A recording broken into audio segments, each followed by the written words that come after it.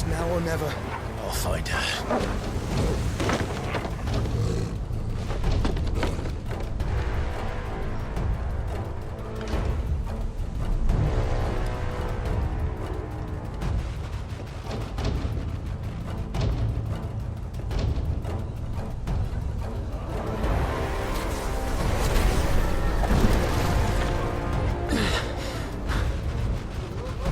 Bloody hell!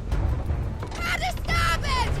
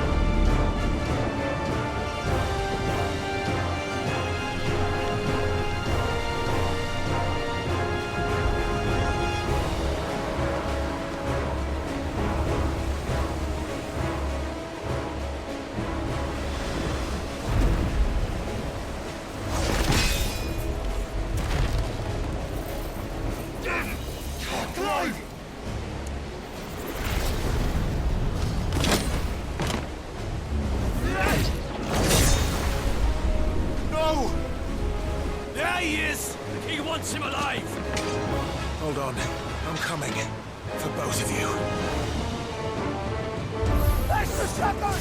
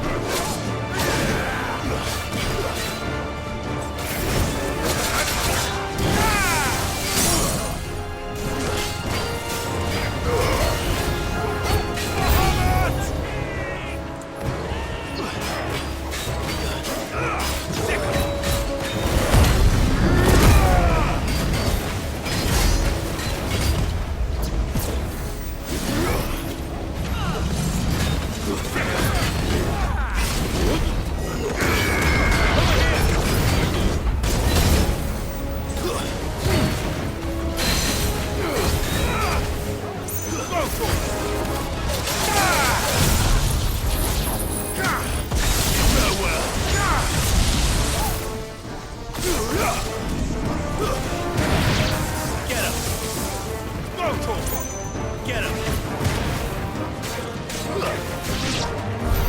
She must be here somewhere.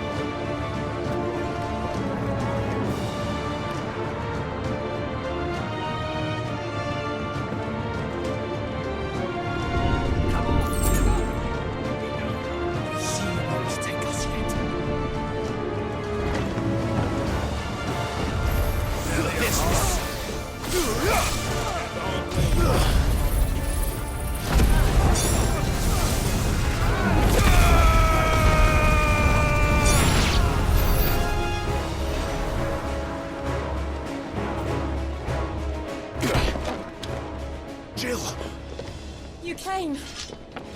Get back.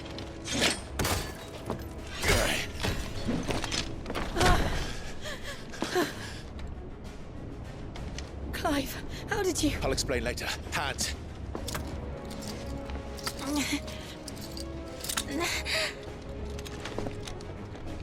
Can you walk? Out of here I can.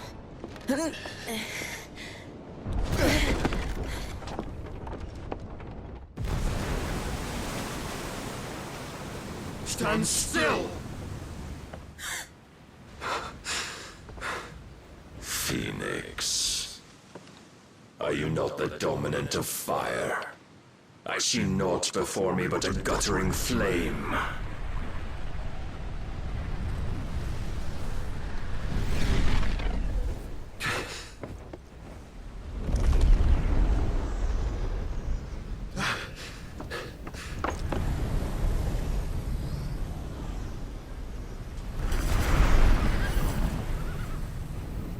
Odin.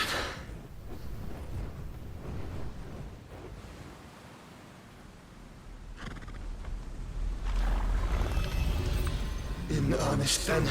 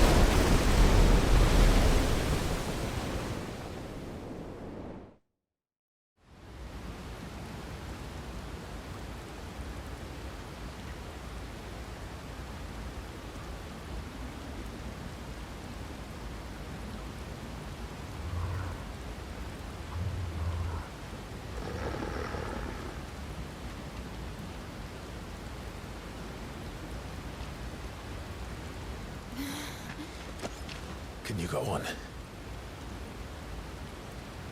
I think so.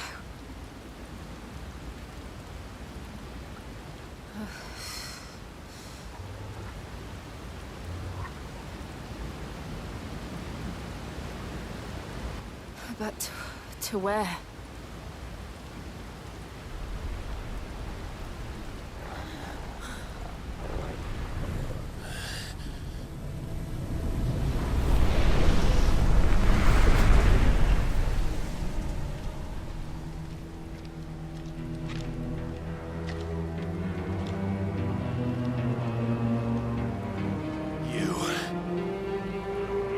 What did you do to Joshua? The Phoenix? Oh, I expect he will survive. This consciousness in which you coil your feeble souls is grown thick with desperation. And thus has my master turned to my blade.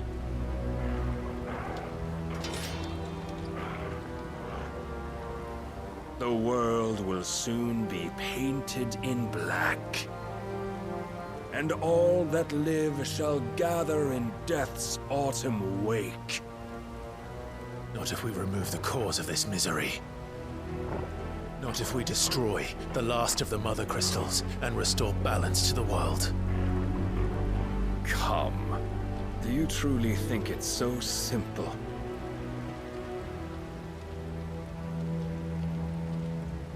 The blight is inevitable.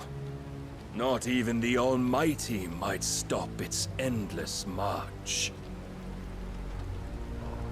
Your efforts will avail us naught. Naught, that is, but suffering. You must embrace the truth, Mythos. Accept your place with the Lord. Keep it. As long as there's a chance, there's a choice. Ever led astray by your blind resolve.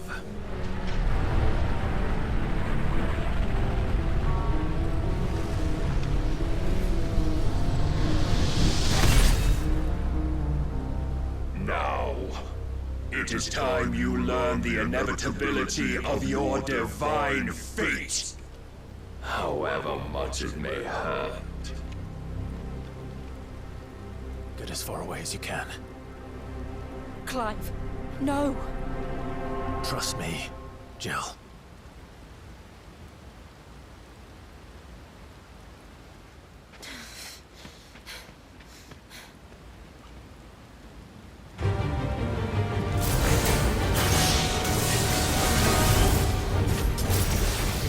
We don't have to do this!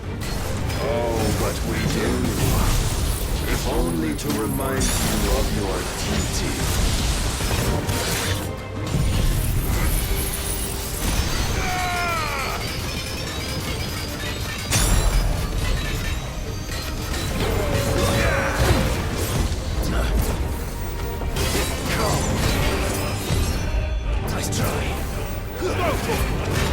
the short time since our last meeting, you have grown much. Yet as a vessel, I fear my lord will still find you lacking.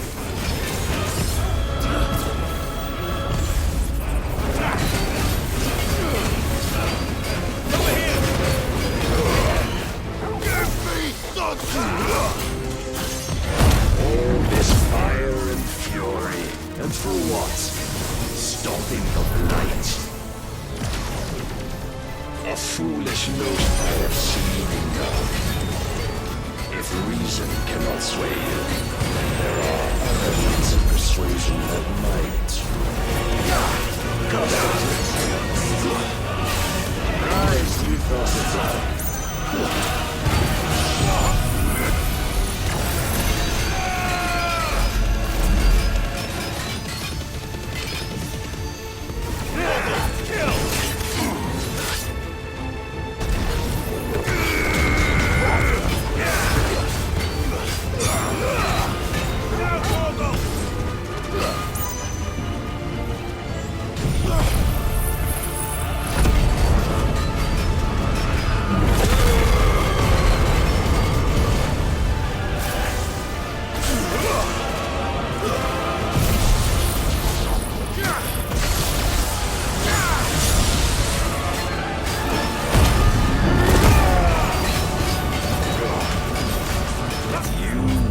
Assume the mantle you've been given. And thus is the light of hope severed.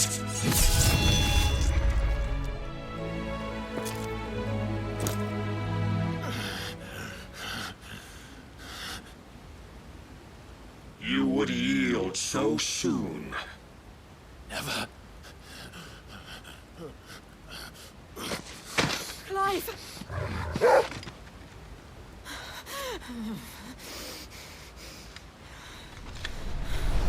Do you not see? Your iron will weighs you down, dragging you ever further from your purpose. And what is my purpose? Mythos. Who are we? What are the dominants? The breath of the Creator still warm on our lips. We carry his light that we might guide the masses in his name. We are but mighty acts of God. We are more than that. You would be nothing without what he has granted you. The power we wield is his, and yet every time we draw upon it, it wears away at our very being. It breaks us. It unmakes us, that its immaculate aspect might reveal itself. The Eikon. It is too much for even his chosen few. Apart from you, Mythos, you wield the might of many, yet your body does not answer for its avarice.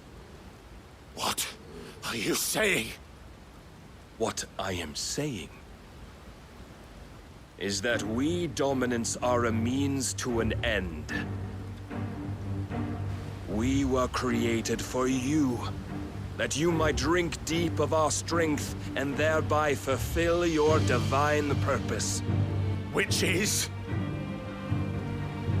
To feed. As you would know, could you only look beyond the walls of your prison of self-regard.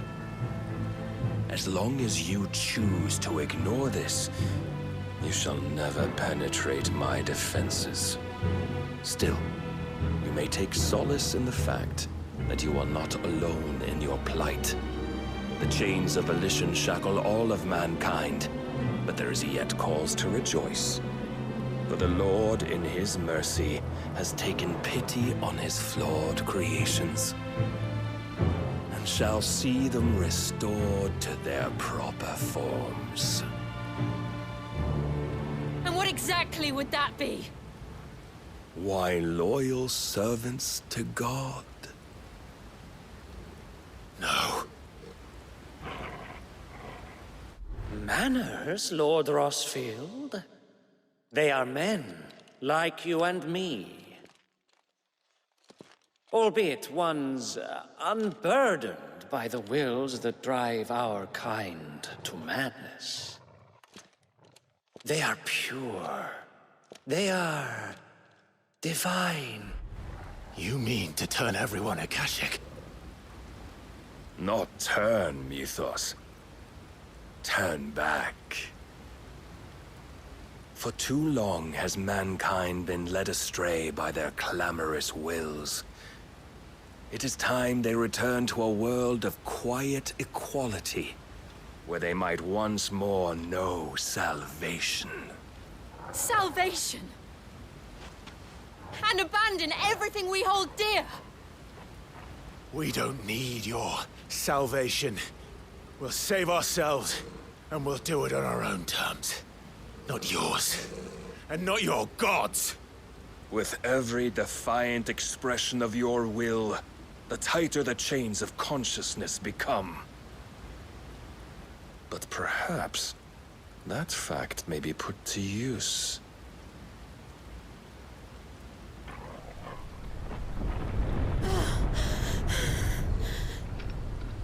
Clive! The faster it binds you to the remaining dominance, the stronger your hunger will become. Until it leads you back to the only answer there ever was. Mayhap not by the path my master intended, but back all the same.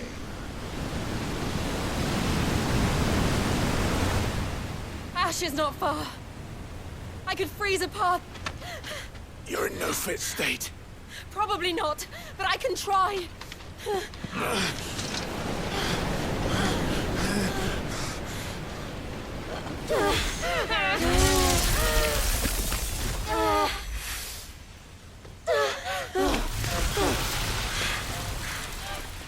Don't look back!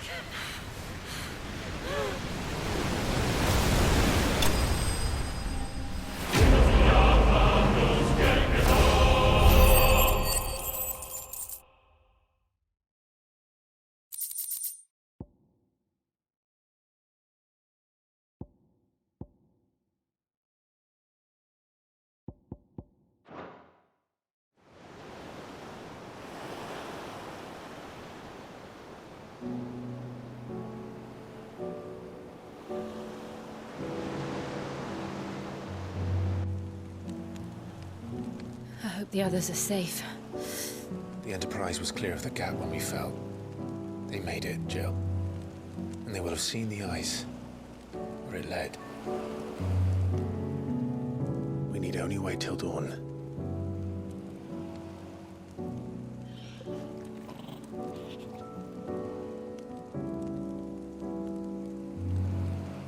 This is the second time Barnabas has bested me. I'm powerless against him. And maybe there really is nothing else for it but to give yourself to his master.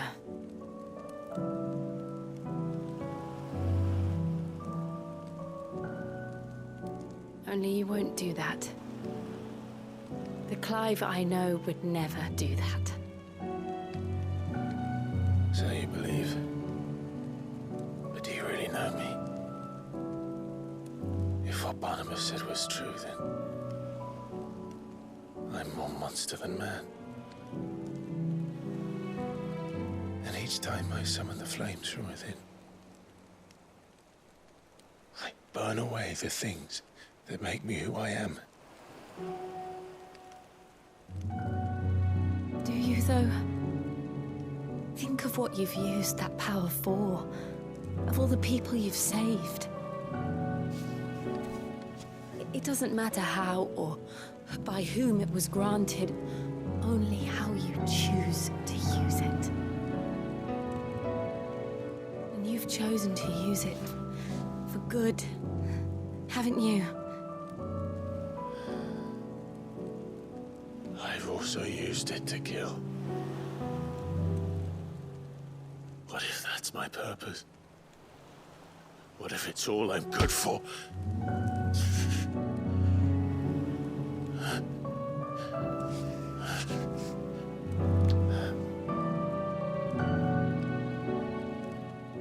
still that same boy I grew up with. Always so eager to save everyone around you, and yet always so alone. Because you failed to realize the one thing that needed saving most of all. You, Clive. You. You never once took the time to save yourself.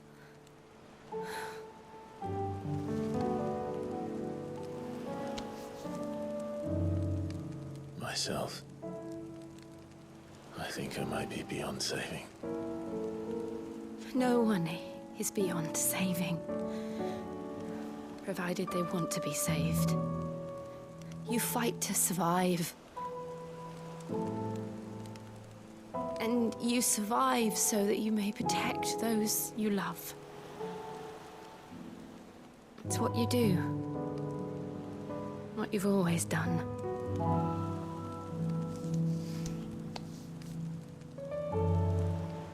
And I know you're not about to change. So I'm going to help you. To give you what you need to protect us all.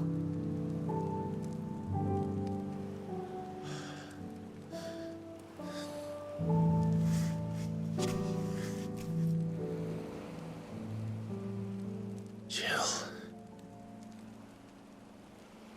Are you sure?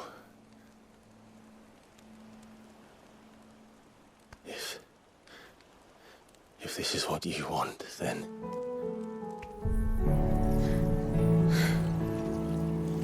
Don't worry, Clive. It is.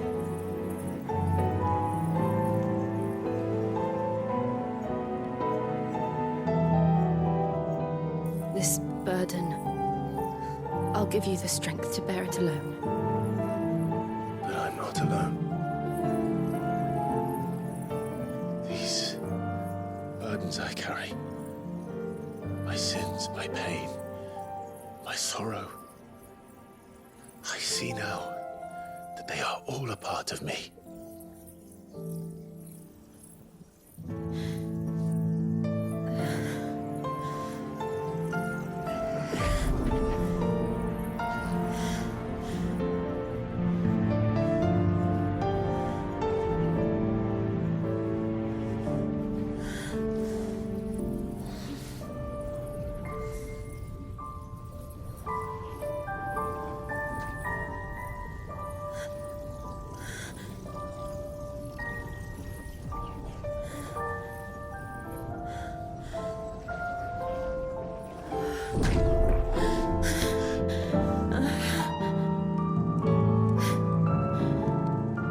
If I'm to continue on, having pledged my life to those I love, then I will gladly bear your burdens too, until my last breath. Clive.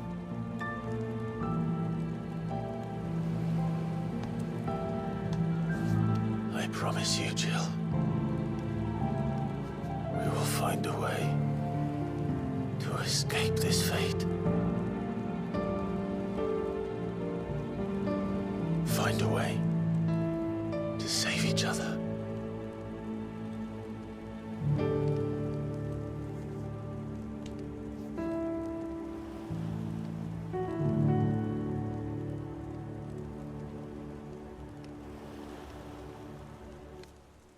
That we might one day look upon the moon again, together.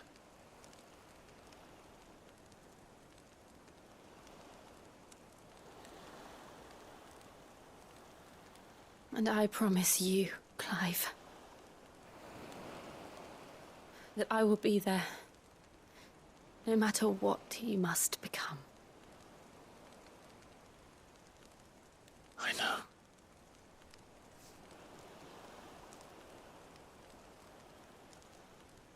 I never thought a smile could bring me so much joy.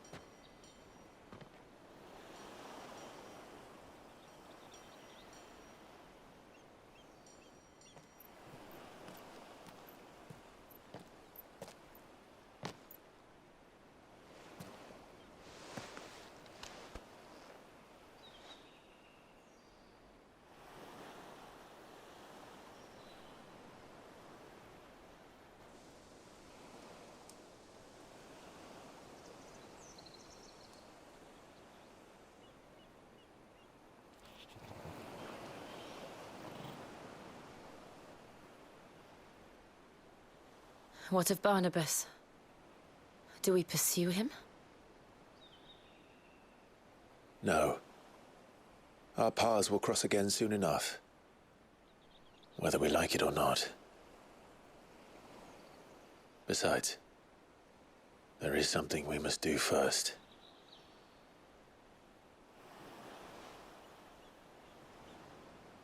Of course. Drake's spine. The last Mother Crystal. The Einherjar is at the bottom of the sea. Waloed won't dare move on Storm without her. But they know we're coming now. We'll need a plan. And a damn good one at that. Then let's go home and find one. Ash will have to wait.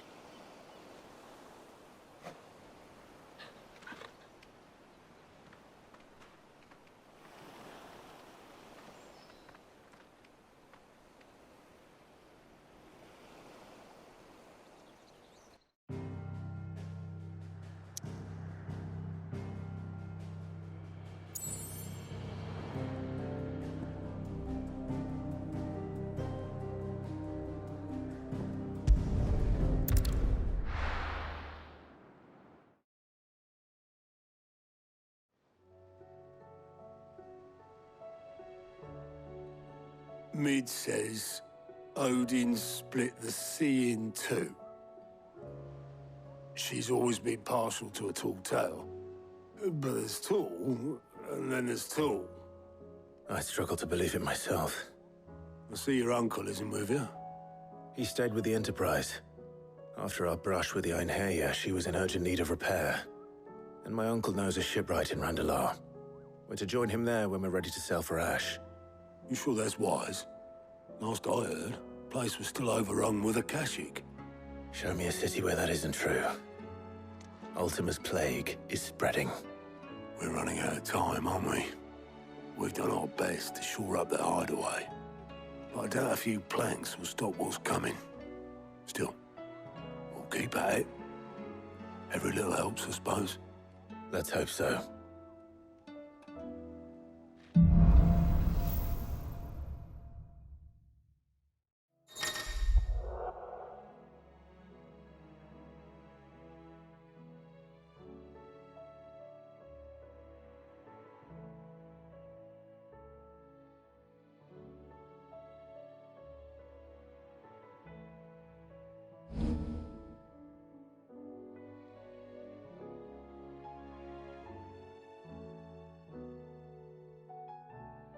I should visit Joshua, assuming Talia will allow it.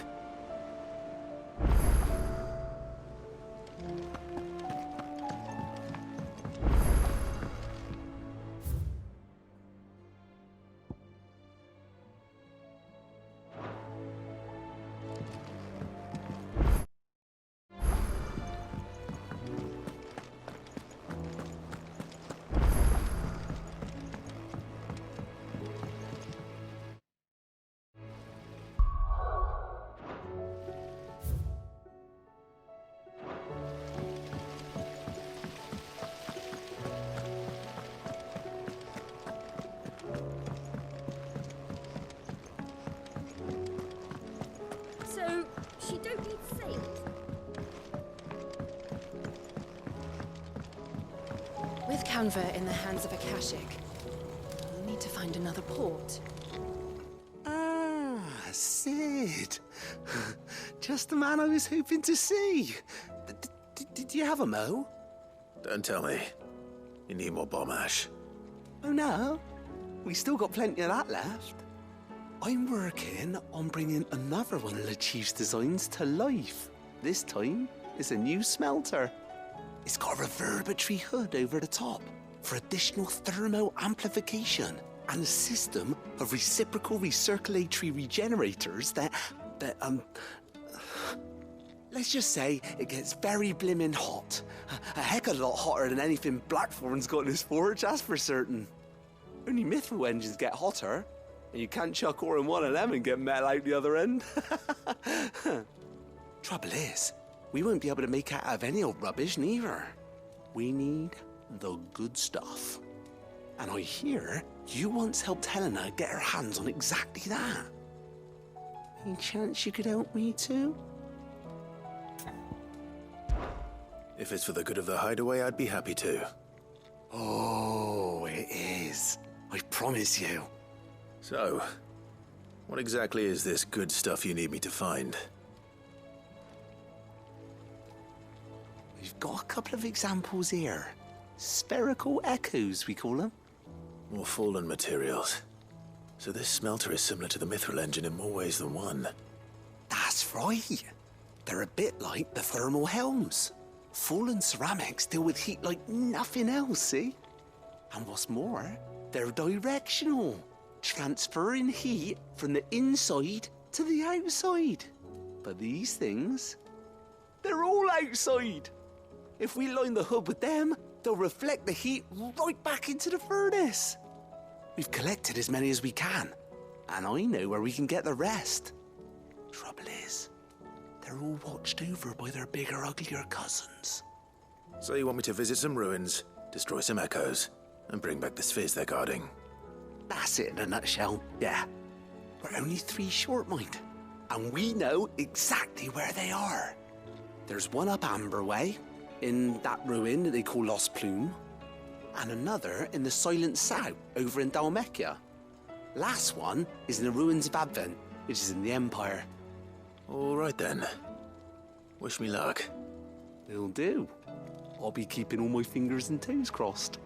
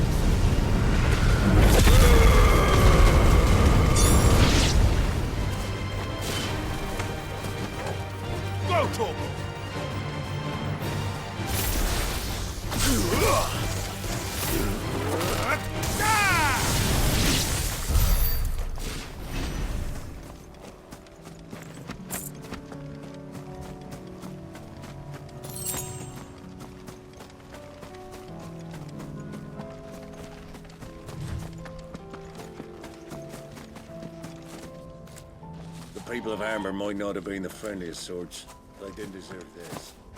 Not that the Aether cares. It springs up wherever it likes. Nowadays, that seems to be all over.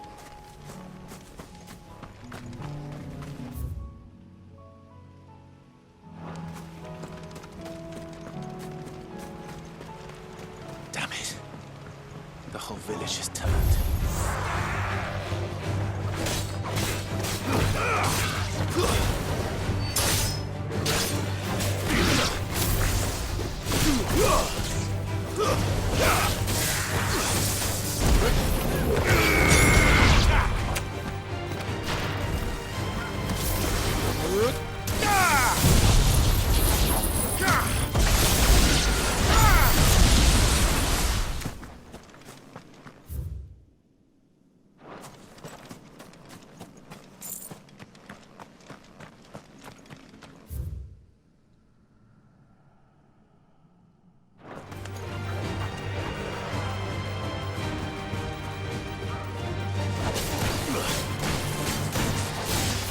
this one.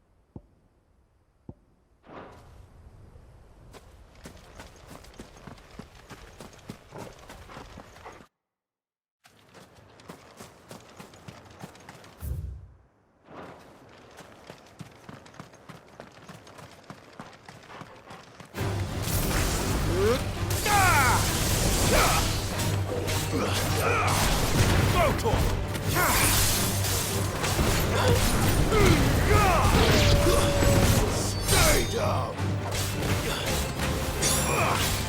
Get him!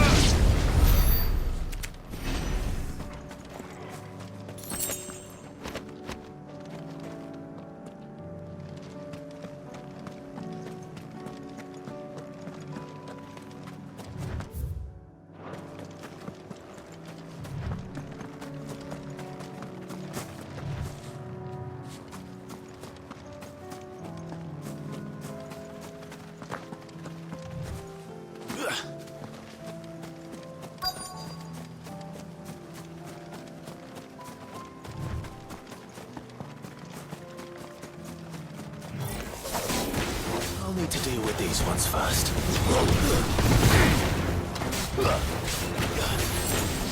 Over here!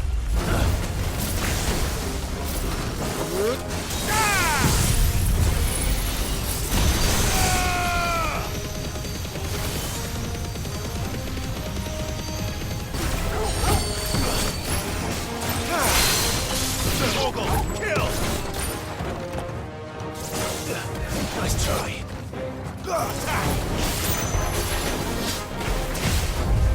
Over here!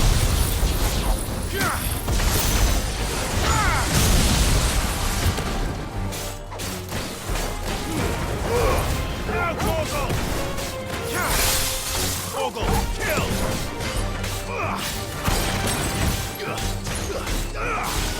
This one.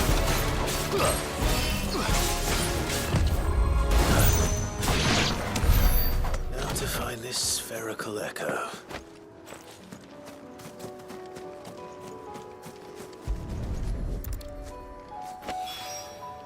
This is it. Right then. Just two more to find.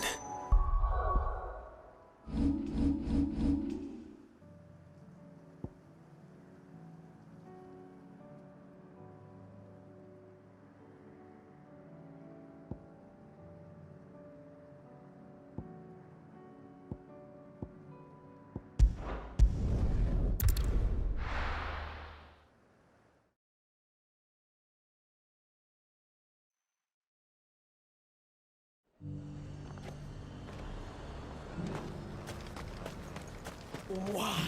You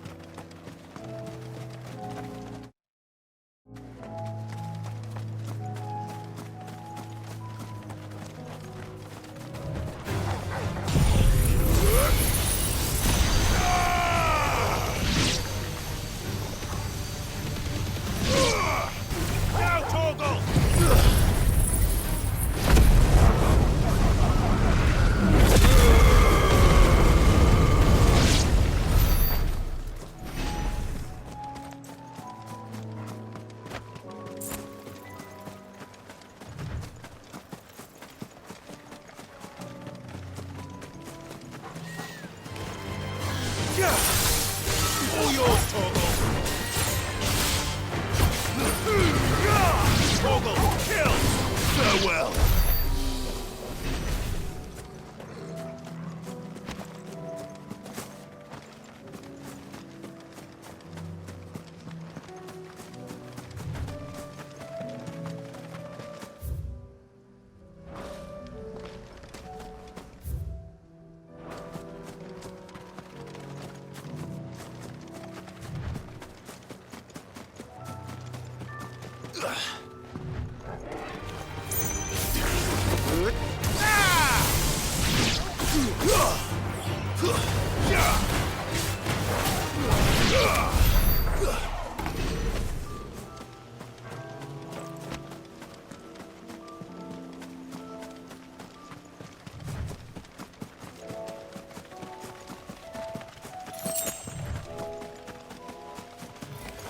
Don't get surrounded.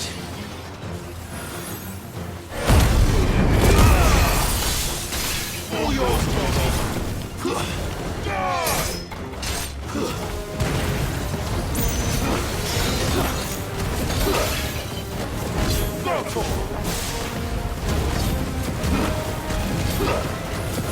Get him!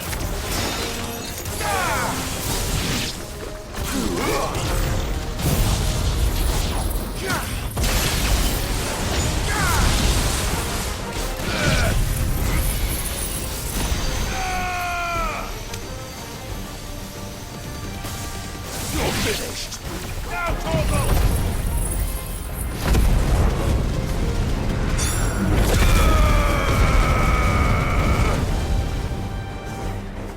Get him!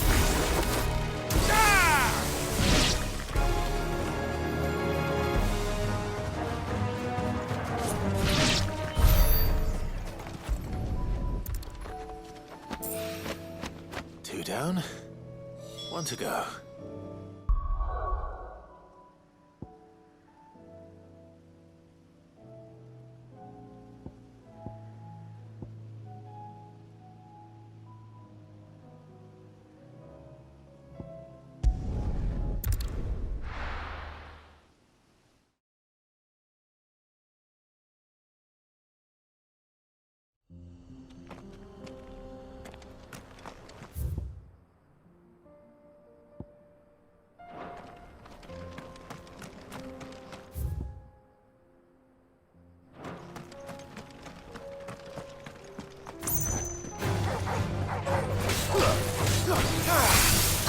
All yours, Torgal! Enough!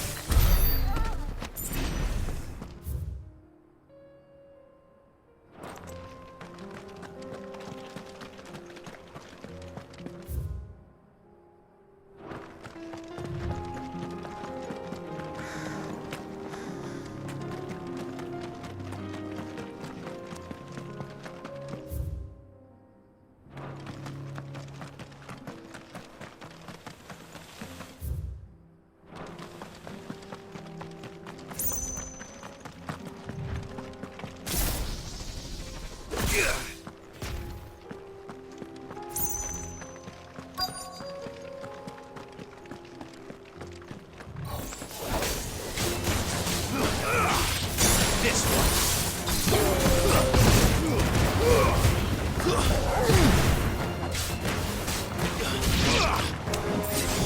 This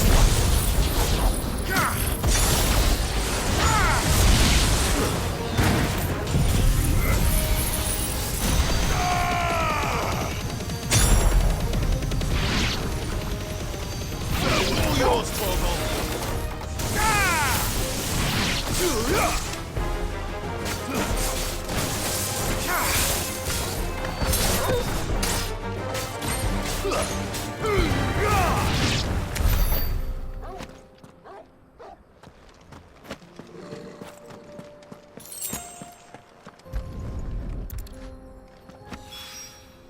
That's all of them. Owen can uncross his toes now.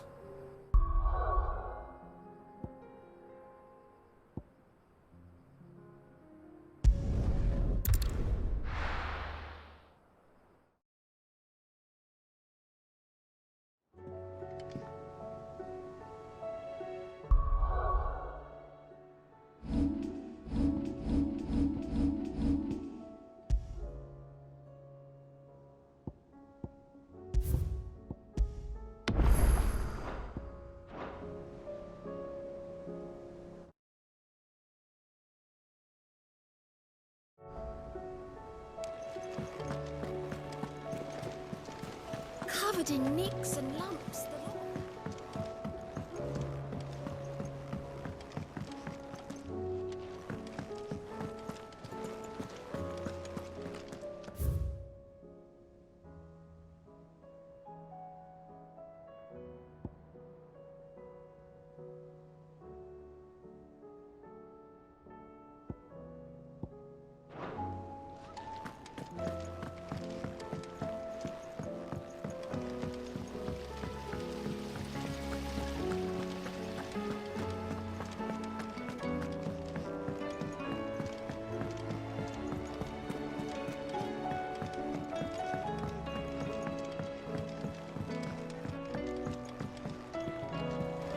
canva in the hands of a Kashik. Ah, Sid. Wasn't expecting you back so soon. So, is it good news or bad? Good, thankfully. Here. Ah, that's brilliant! Thanks a blimmin' million! I'll fit him to the smelter right away!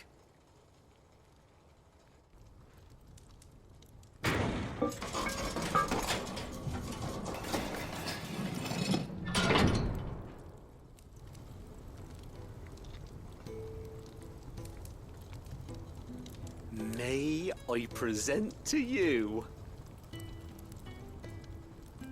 the Telemon Furnace!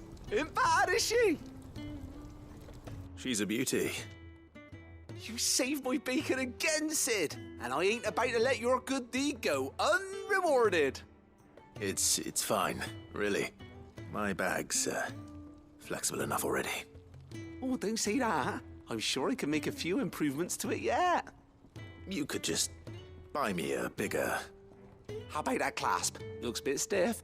Reckon you could loosen it up and make some more room? And I reckon I know how. With a new alloy we've been working on. The Telemon Furnace was just what we needed to perfect it. It's a metal, see? So it's lovely and strong, but it's also, well, stretchy, if you can believe it. Stretchy metal. Well, if you insist. That is the spirit. You'll love it, I promise.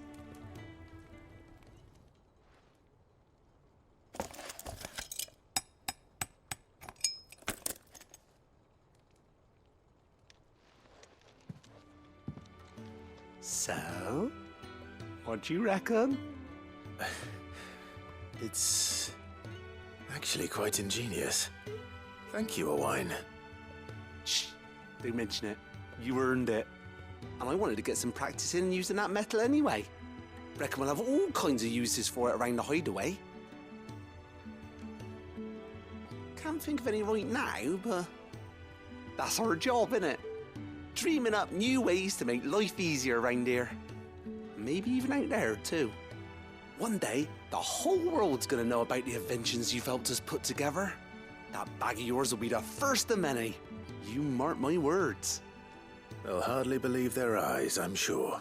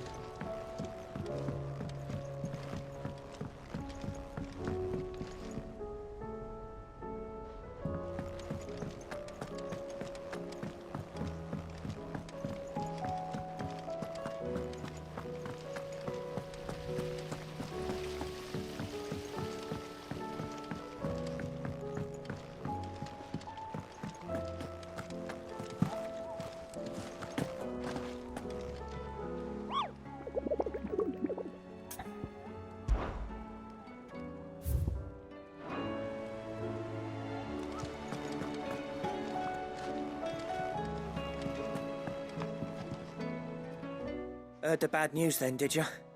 What bad news? About Dravost. Blackthorn's old haunt. With the forge and all that. Well, anyway, the mine's just down the road from there are spewing out ether like no one's business. And the village?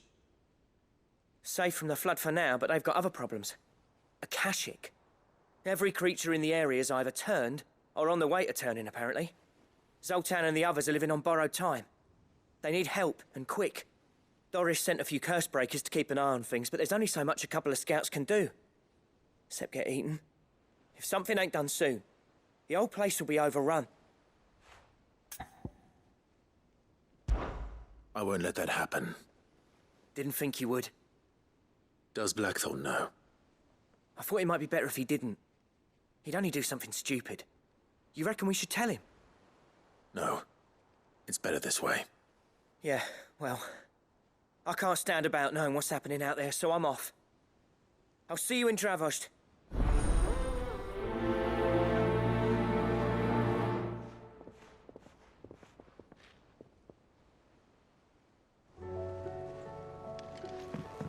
How do you split the sea? You reckon?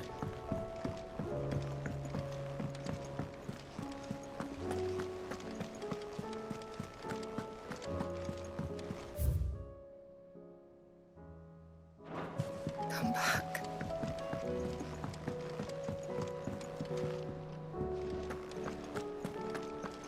Oh, don't tell me we've run out of pep. Clive.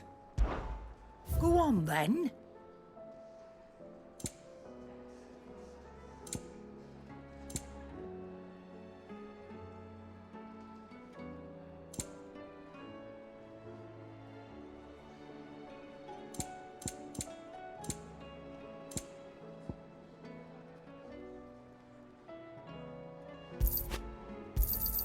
You'll not find a better price than that. You're rubbing me blind, you know.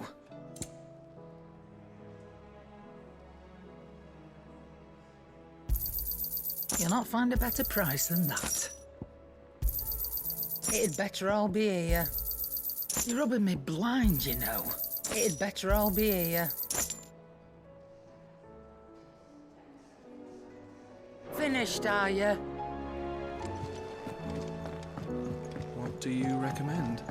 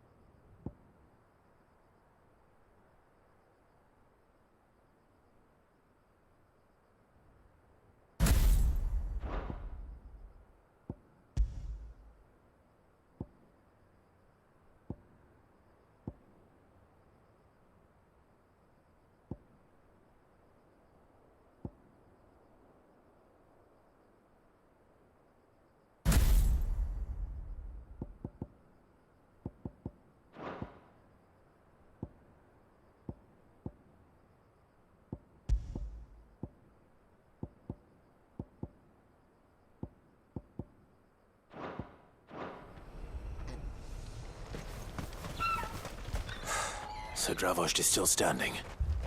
For now, at least. If you can swing a hammer, you can swing a sword.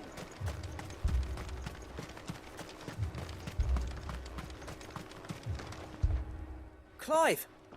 You're here! And the Akashic? Mostly off to the north still.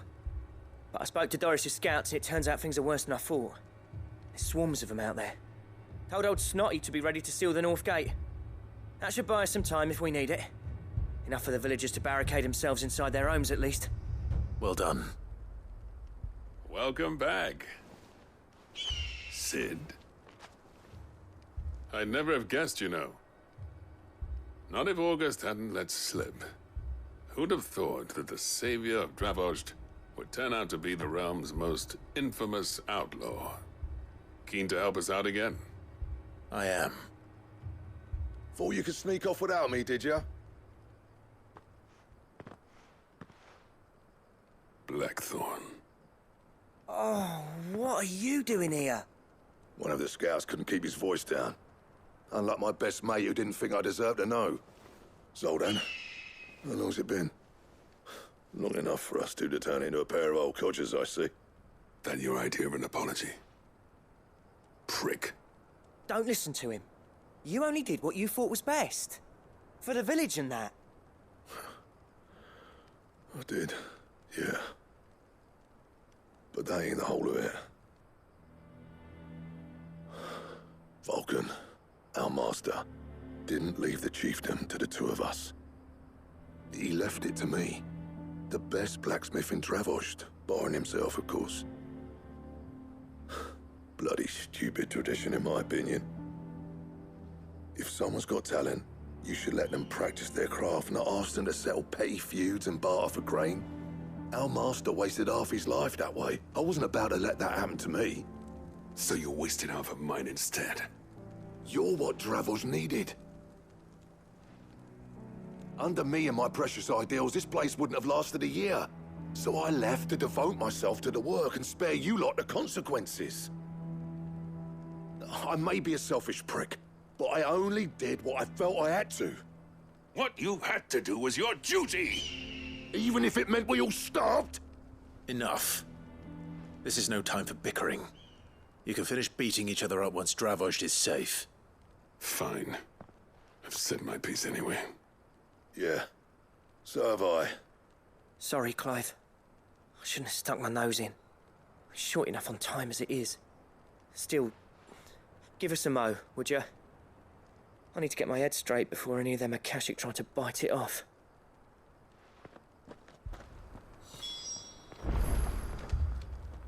You, ready for the off, then?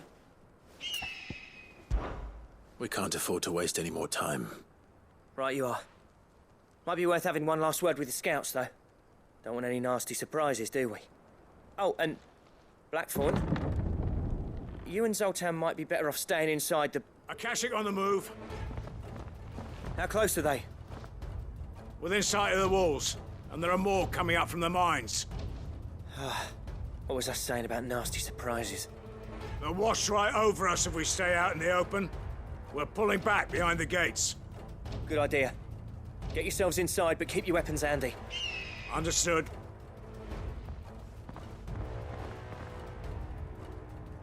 I'm prepared to fight if I have to. Well, let's hope you don't. That's our job. Once the scouts are inside, order your men to barricade the gates. No heroic last stands, you hear me? No fighting at all if you can help it. August's right. I've seen what Akashic beasts can do to armor. The people here are tough and willing, but they ain't equipped to face what's coming. I'm going out there. Start work on the gate as soon as I've left. I'll give you as much time as I can. And if they kill you? You evacuate. But it won't come to that.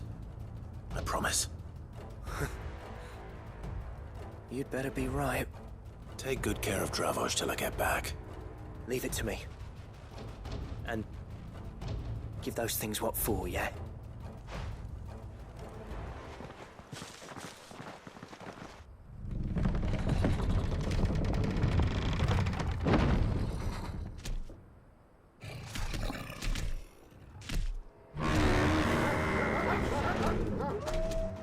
All right. Which one of you's first?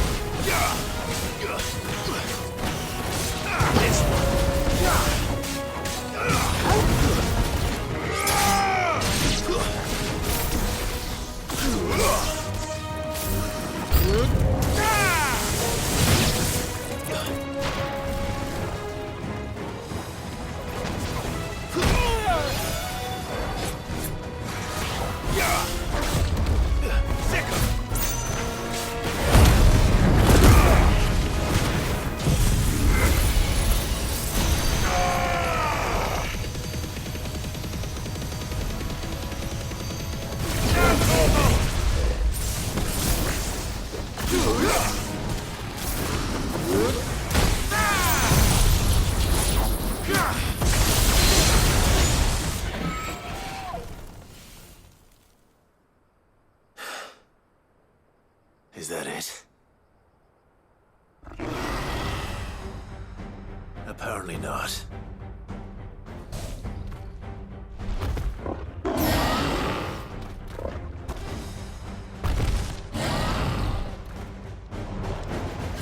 They're not getting past me.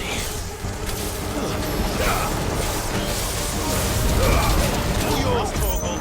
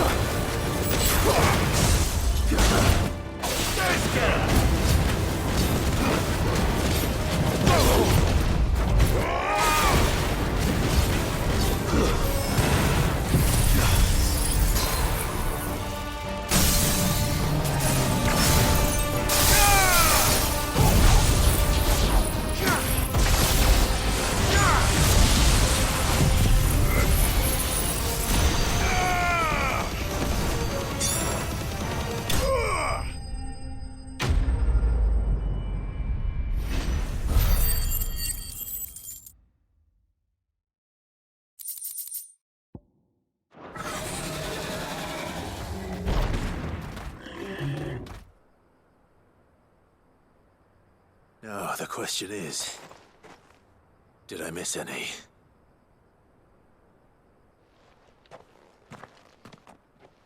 Man alive! You're still in one piece! I slew as many as I could. As many as I could, he says. The old bleeding lot, more like it. Well, almost. Only almost. Yeah, one or two did try to sneak over the wall. But we got the bastards, don't you worry. Good. Though you do know, more will come in time. In time, yeah. But we can think about them later. Let's get you back inside.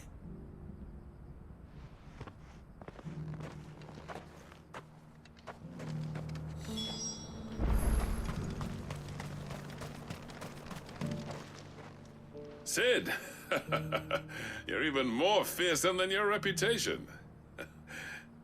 Enough to give those Akashic monsters nightmares. I almost felt sorry for the wretched things. But mostly, I felt grateful. Dravoged won't forget what you did today. I'm afraid I've only delayed the inevitable. There's no getting rid of that ether flood. Meaning that any living thing which stumbles into those mines will end up clawing at your walls again. And that's if the flood don't spread. If it does, well, I hate to say it, but the village's days are numbered. That may be, but we're staying just the same. With ether floods springing up all over, it's no less safe than anywhere, and more importantly, it's our home. We'll fortify the gates to the north, and I'll see that they're guarded day and night. All right. Then we'll give you a hand shoring up those defenses.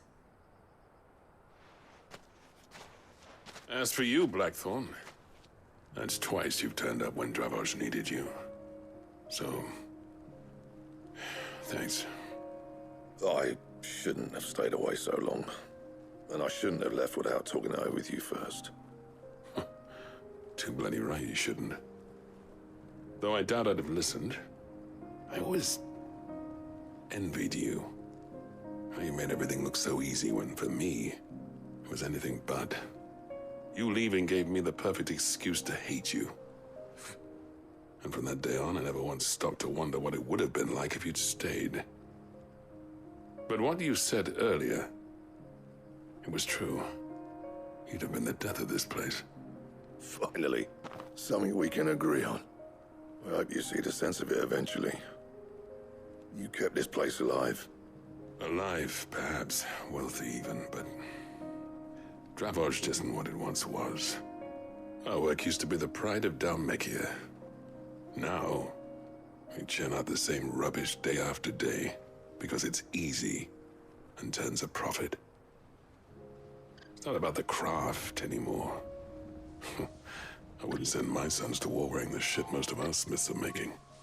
I've kept working, honing my skills, trying to lead by example, but no one sees the point.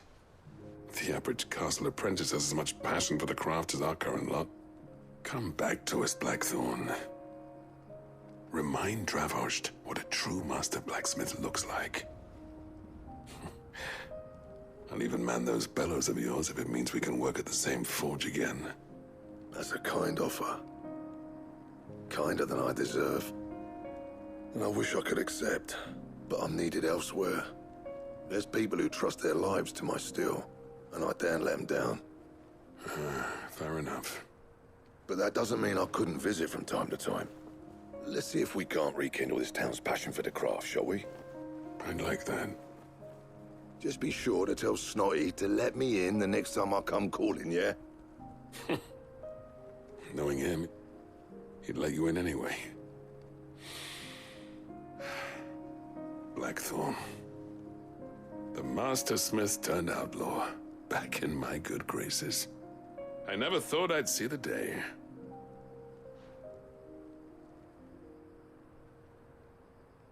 I'd say that went pretty well, wouldn't you? Even better than I'd hoped. Sid, I've got something for you.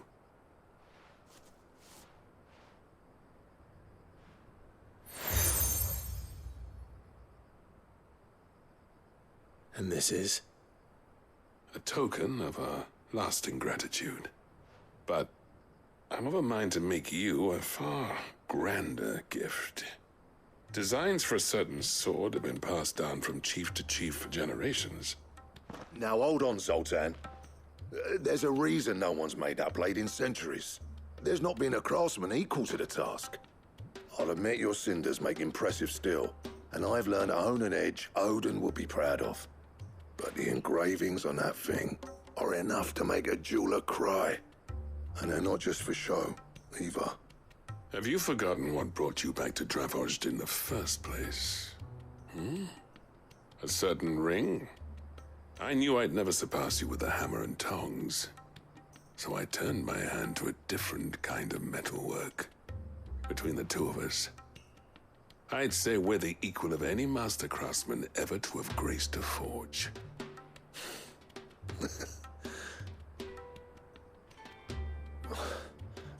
You know what? I think you might be right.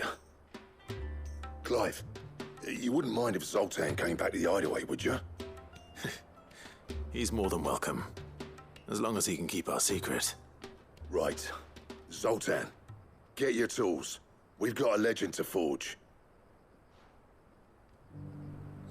With a little help from Blackthorn, I don't see why we can't restore Dravozhd to its former glory.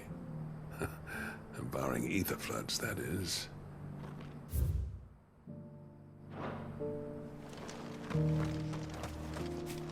The beast was charging at me, and he threw it. Good day. May we meet again.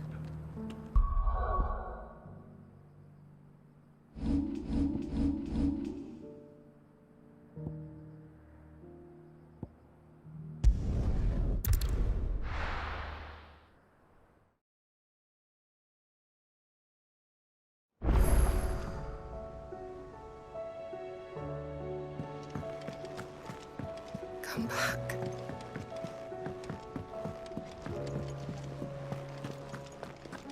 don't tell me we've run out of papio nuts and all. Ah, the man himself. We were just about to make a start on that sword I promised you. It's funny, but none of this would have been possible without your help. You remember Camille? We'll be using his leather work for the grip. The steel, meanwhile, will be tempered in a fire, burning the cinders you charmed out of old Zoltan here. And that whetstone from the Outer Isles, that'll be what gives the blade its edge. And the final flourish will be my talented colleagues' engraving. A team effort led by the greatest blacksmith alive. Now, save that talk till the thing's finished, yeah?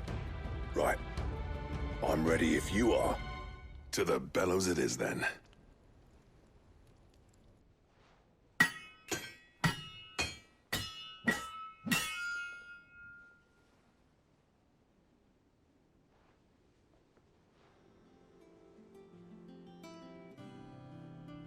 Well, bugger me. We actually did it.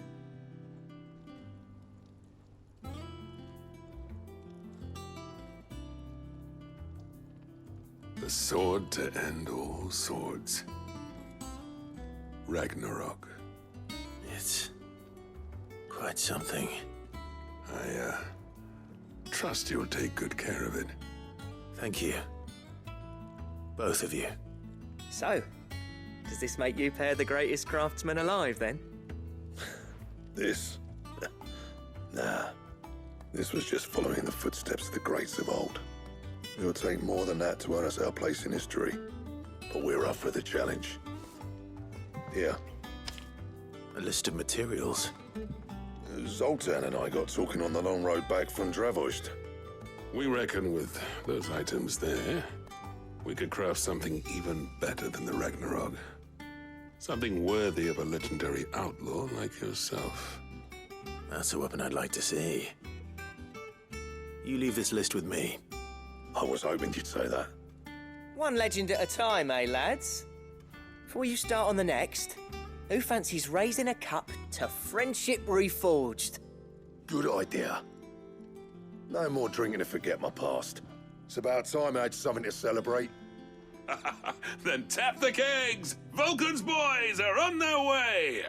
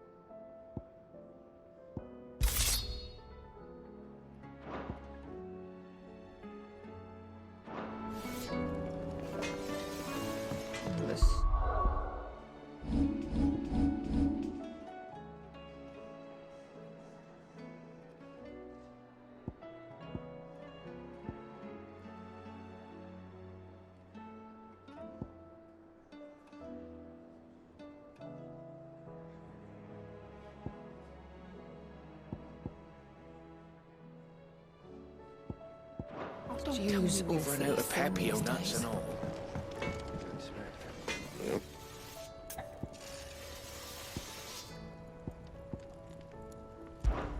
Yeah. The weight of all that shit.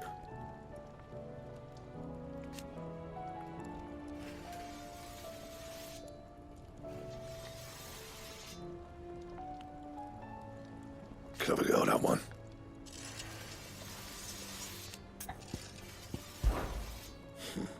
I never thought me and Zoltan would ever speak again, let alone work together. And if it hadn't been for you, we wouldn't. You've been a good friend to me, Clive. The best. So, what'll it be?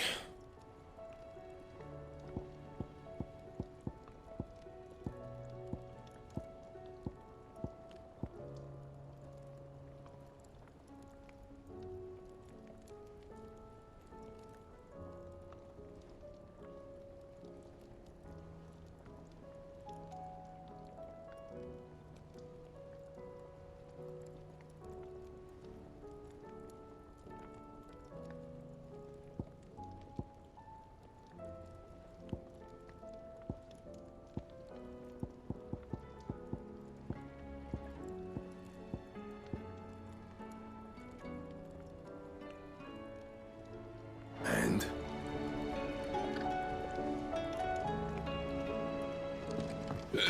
No need to thank me for the sword. I'm happy just to be here. You've built a fine home for yourselves, and I can see why Blackthorn's so...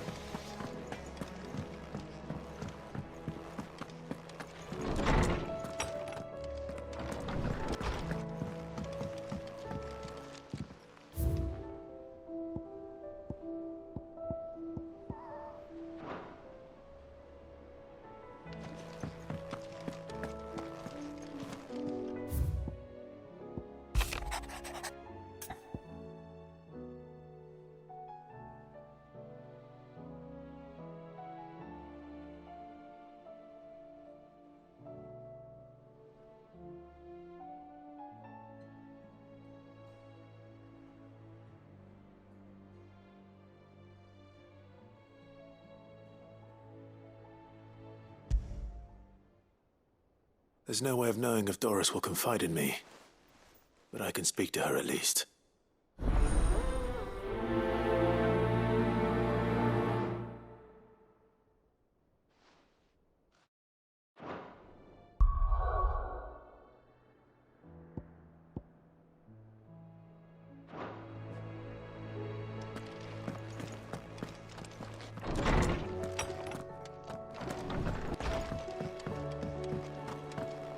The stew's awfully thin.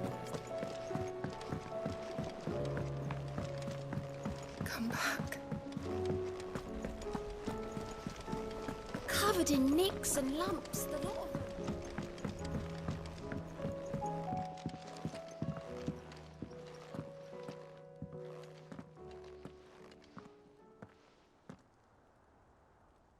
Where are you? Can I help you, Sid? I'm looking for Doris. Is she here? I'm afraid not. She's at Martha's Rest on a job. My job, actually. When she heard what the mission was, she insisted on going herself. Alone. Did she? What was the mission? Following up on some new information. Once they'd settled in, the bearers you helped liberate in the Dragon's Eyrie were keen to talk about their imprisonment. And about their captor. The slaver Cole's team were tracking when they were attacked by the Beastmen. I'll go and find her. She's at Martha's Rest, you say? If she's not moved on already, yes. I hope everything's all right. Why would Doris insist on going alone? Maybe Cole was right to be worried. How do you...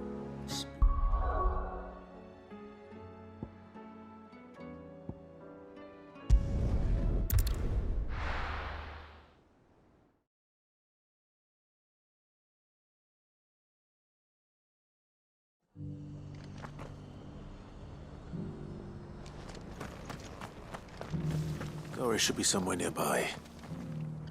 Assuming she's still here.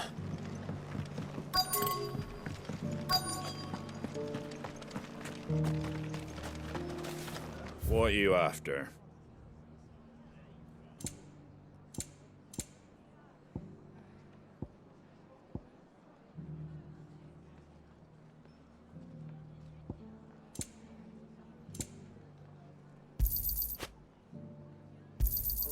There you go.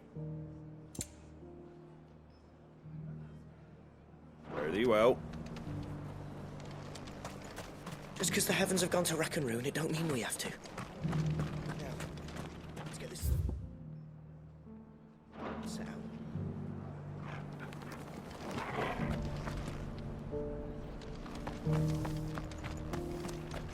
It doesn't still hurt, does it? It's been a pleasure, Doris. Just like old times. I'll give your offer some thought, my lady. How goes the investigation?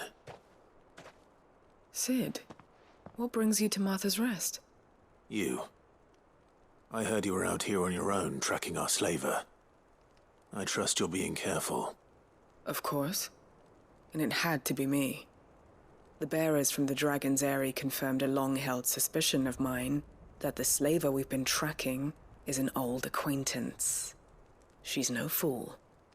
If we'd come in force, she would have spotted us straight away, and then vanished without a trace. That was her just now, wasn't it? So, was it a fruitful reunion? I'd say so. She tried to recruit me. Seems her time in Rosaria is coming to an end. She's abducted bearers from across the region and is looking to smuggle them back into Sambrek. After her brush with those beastmen on the road to Northreach, she hired herself an Imperial escort, which she wants me to join. She's dangerous, Sid, but I think I can stop her. Then I'm going with you. I'll take care of the escort.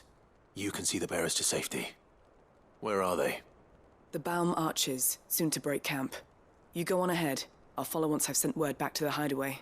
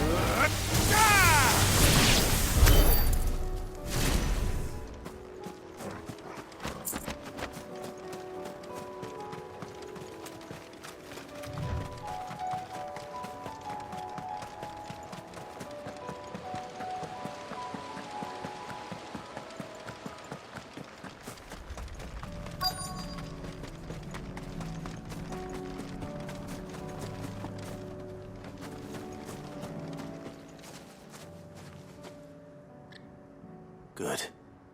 They haven't broken camp yet. How did Doris come to know a slaver, I wonder?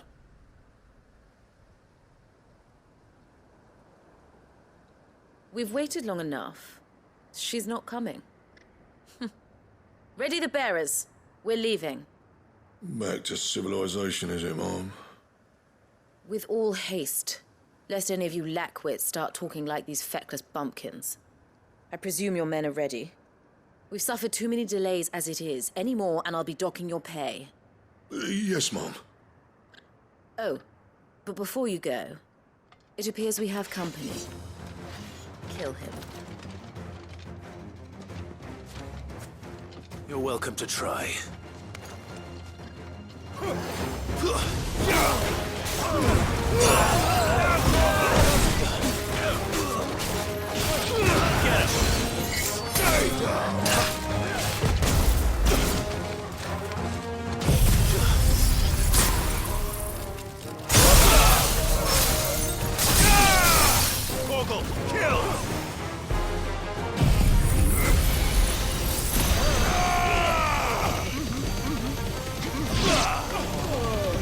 Over here!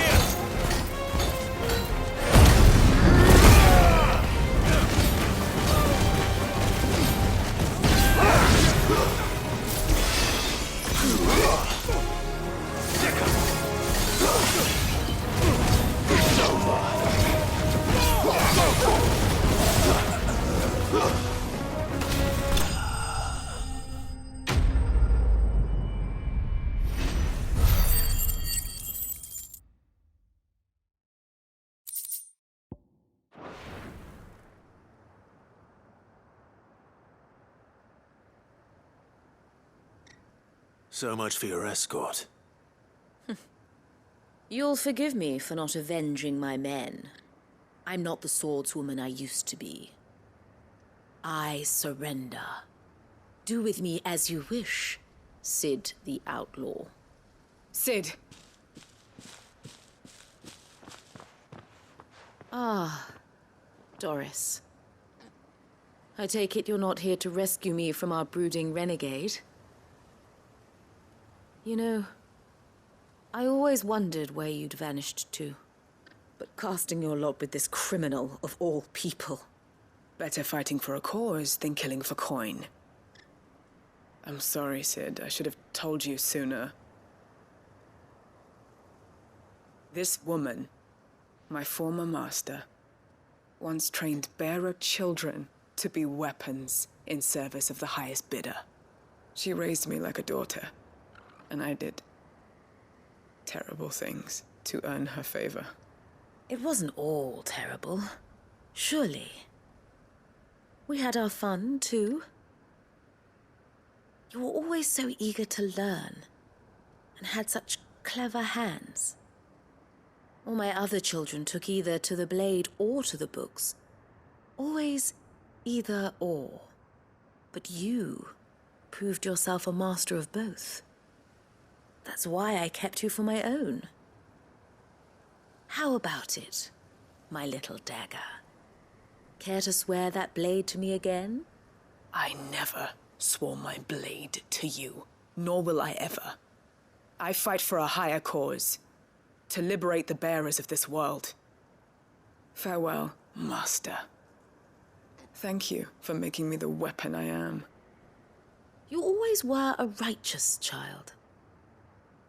Perhaps that's the reason I loved you so.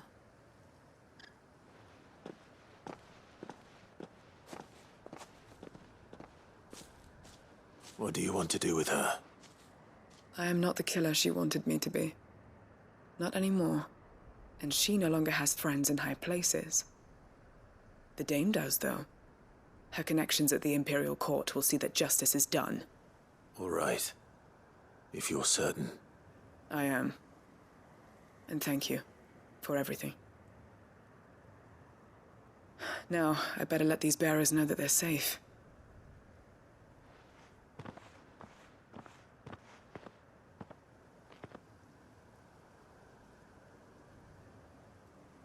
And I should head back to the hideaway and put Cole's mind at ease.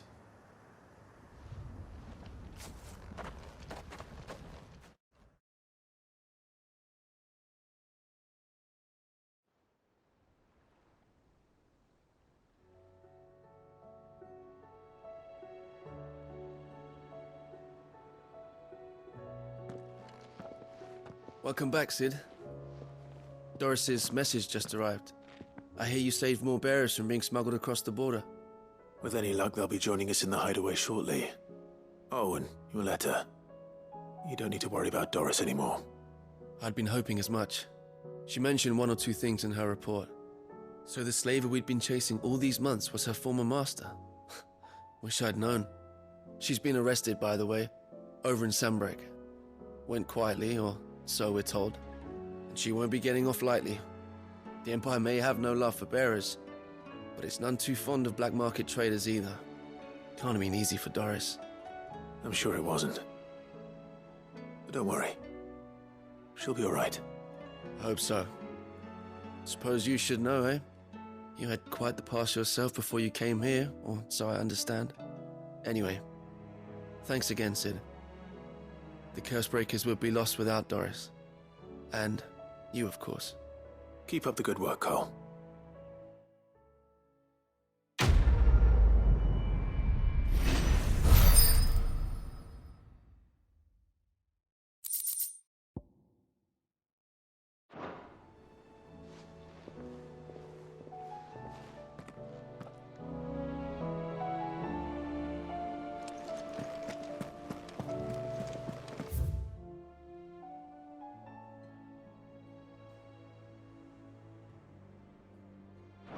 Covered in nicks and lumps, the lot.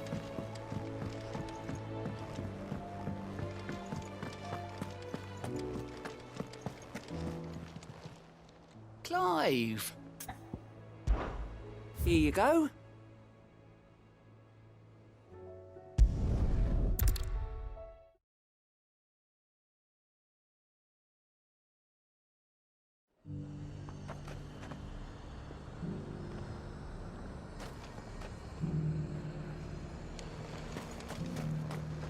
Do you see anything you like?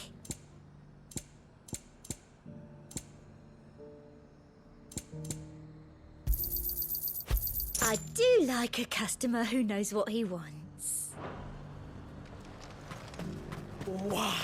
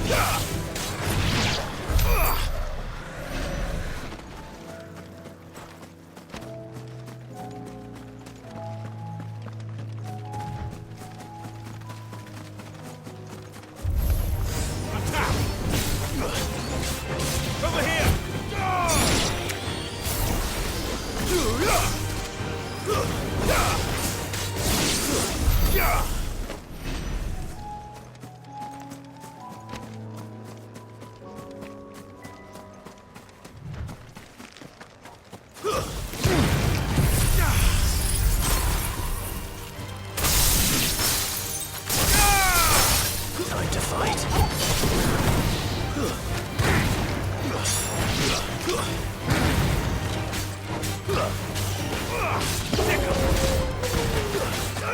Get him!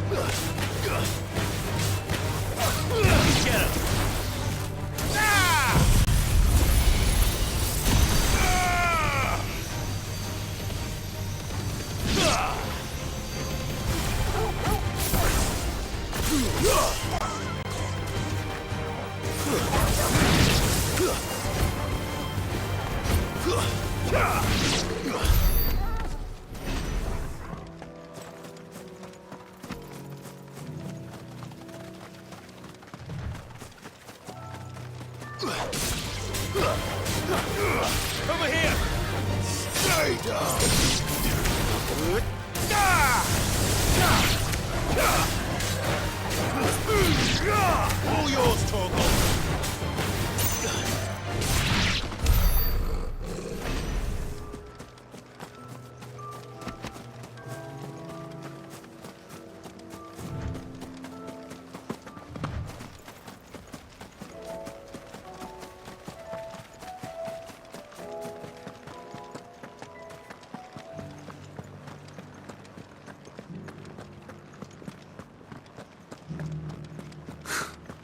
Let of us believe.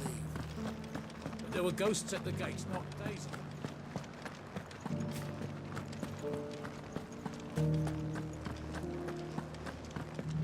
Those things I said before.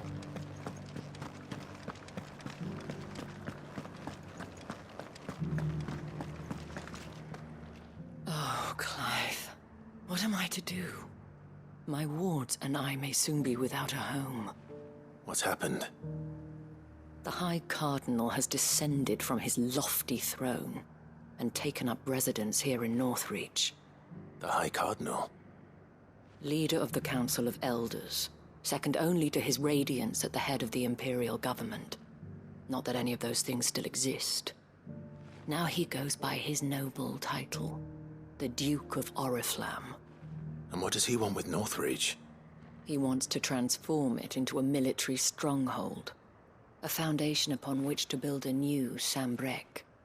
He's already secured the support of the various army remnants, with promises that they shall be afforded the respect they deserve in his empire. One built on the confiscated property of the people. He would rob the populace to pay for it. Believe me, I have used every means of persuasion to discourage him from this folly. But for whatever reason, he will not listen to me. What does Captain Philippe make of this? When the town was under attack, it was him the soldiers rallied around. Couldn't he use that influence again? How? By speaking out against one of the most powerful men in Sambrec. A man whose stated aim is to revive the empire Philippe's comrades swore to serve, and to improve the soldiers' lot within it. The captain can offer them a regular supply of gruel, and an occasional trip to the Vale to help them forget the terrors they face each day.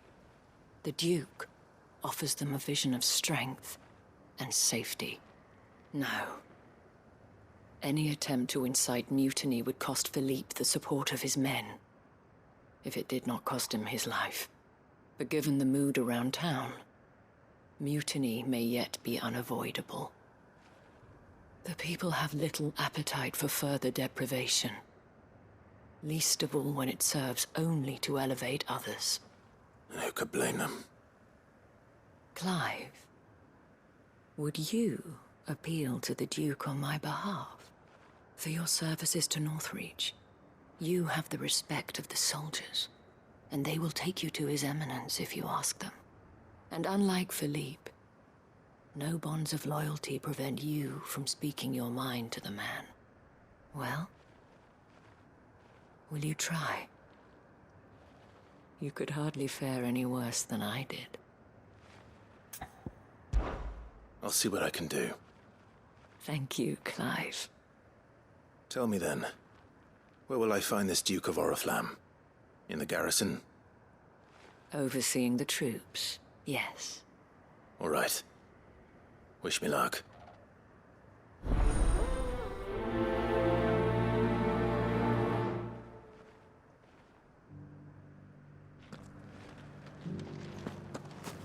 I may have met this Duke before, at the Remembrance Ceremony. Let's hope I didn't make a strong impression.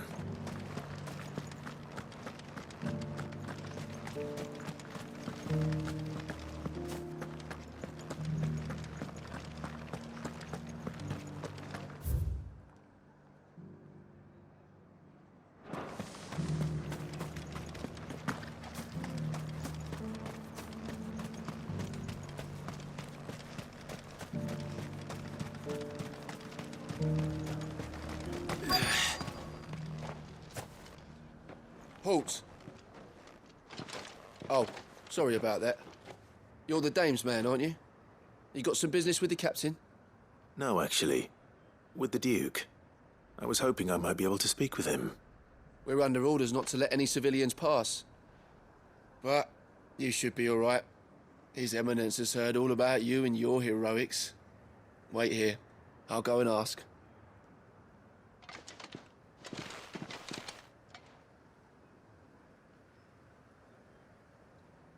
So, you are the sellsword who lent his aid to the garrison. The Empire owes you a debt, and I shall see it repaid. But tell me, is it wealth that you seek, or favor? Neither, Your Eminence. I thought only to inquire about your plan to turn Northreach into a stronghold. Ah, I see. You are worried the expanded garrison will render your services redundant. Yet you needn't be. A proud fighting man like yourself shall always have a place here. Pride of place, in fact. For too long has the contribution of the noble soldier been under-reckoned. But no more. For it is they who shall see the Holy Empire rebuilt, beginning right here in Northreach. Why here, Your Eminence? The town has been fortunate enough to escape largely unscathed from the recent troubles. Her defenses are sound, and her garrison well prepared. Which is more than can be said for Oriflamme or Twinside. The Empire wants for a capital, and I believe Northreach to be the perfect place. With Caer Norvent as her citadel. Once we have seen to the refortification of both the town and the castle, we need only build a wall around both to create a city that would be the envy of the twins. Plans are already underway for the construction. Soon enough, these thralls shall learn that they are no match for the might of Sanbreque. I fear you underestimate how dangerous these creatures are, Your Eminence. Should they return in force, you will need all the people of Northreach to come together in defense of the town. Something they may be loath to do if they've been deprived of their worldly goods. The people will do as their leaders command. If Sanbreque is to be rebuilt, she will require a functioning government. One whose authority is beyond question. That is why this levy is necessary. So that any man who wishes to join the army might do so and be fed, outfitted, and paid as befits a defender of the Empire. And yet there are those who persist in peddling the treasonous lie that I seek to steal from the people and drive them from their homes. I suspect they're afraid of losing what little they have left. Precisely. The common folk have little and less, and you mean to deprive them of even that. You would sow the seeds of your new empire in your own salted earth. Sabine, we have discussed this. Yes, and I told you then how putting the empire before her citizens would lead only to revolt. Without an empire, there are no citizens. And in yours, there will be only beggars. Is that what Griga wills for her people? Do not take her name in vain, Sabine. I'll come back later. The citizens revolt. I wonder what the people really think of the Duke's plan. It wouldn't hurt to ask them, I suppose. Let's begin with those on the other side of the wall. Sabine. As long as you remain.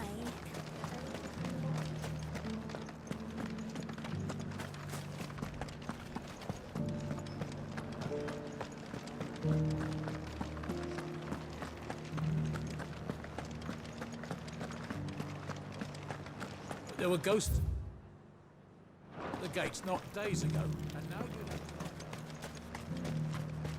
I got peppers to numb your tongue up. And what can I do for you? Come back again. Welcome, welcome.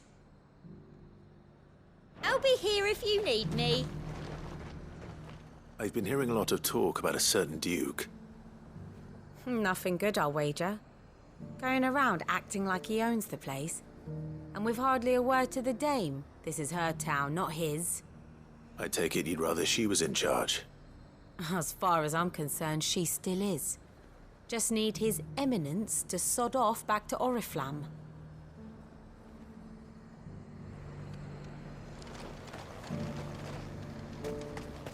Why, you stole it?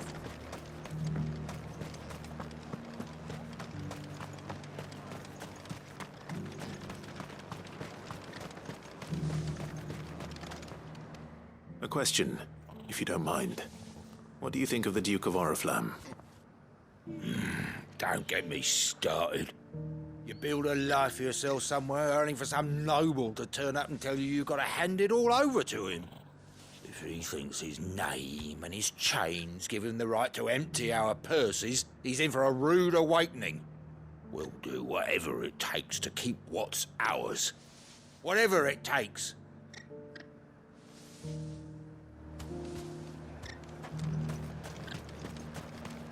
I heard the dame got an Eikon to rid the man out.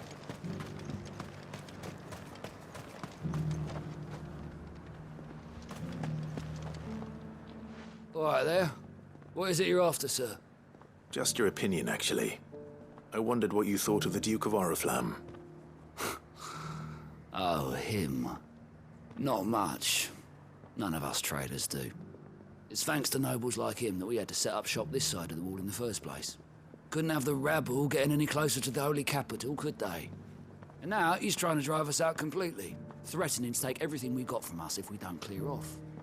If the dame said she wanted him run out of town, I'd be straight through that checkpoint, tar bucket in hand.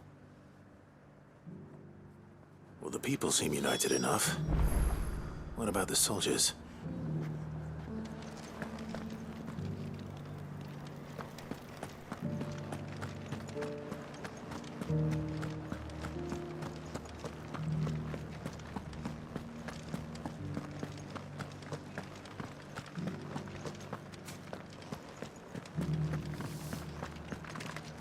Excuse me, do you have a moment? I wondered if you'd mind sharing your thoughts on the Duke of Oriflamme. Well, he's made a lot of enemies coming in the way he did. I mean, look around us. You can see the state the realm's in.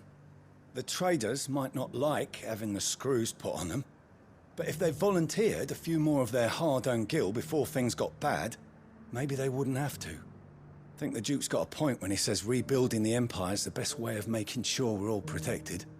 And if that means people who don't know one end of a sword from another have to make way for those who do, well, that's just how it goes.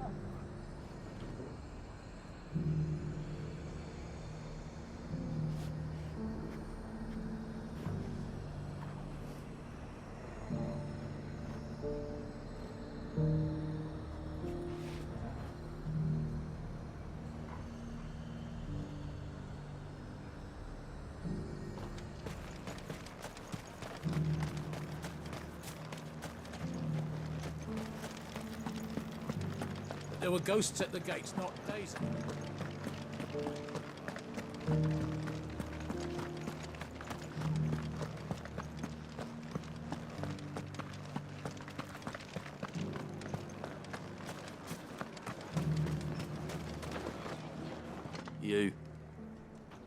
You're the one who was talking to His Eminence.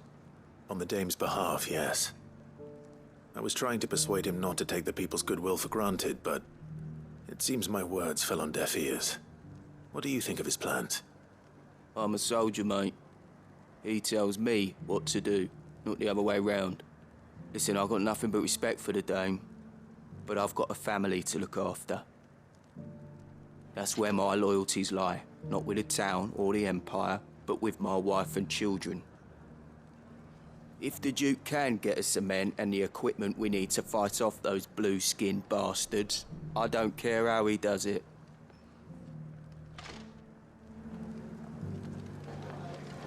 I left everything. As long as you remain, the veil...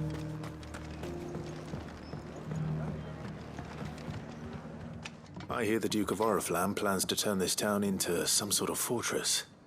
Do you think that's a good idea? It's not for me to say. All I know is that unless the Emperor orders me otherwise, His Eminence's word is law. Look, no one likes all these taxes and tariffs, but empires don't come for free. Once Sanbreque is back on her feet, we'll all reap the benefits. Let's see what Philippe makes of all this. Sabine, you are embarrassing me.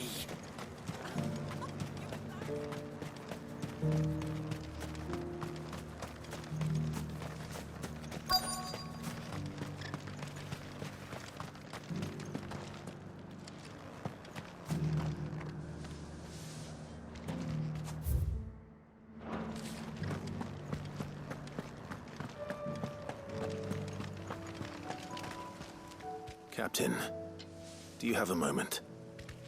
For you? Certainly. Clive, wasn't it? Thank you for last time. How can I help you? I wanted to ask you about the Duke of Oriflamme. Do you intend to go along with his plan? But to tell you the truth, I'm in two minds. It's my sworn duty as a captain of the Imperial Army to obey his orders. But I can't say I agree with him. Philippe, I remember you saying that you became a soldier to protect the people you loved. The Dame included. That's right, I did. Well, she doesn't agree with the Duke's orders either. She thinks they could tear Northreach apart.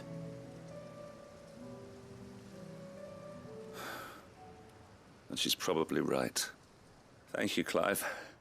I know what I need to do now. Protecting the people I love is what matters. Doesn't matter how. Well, duty calls, so I better go. Thanks again.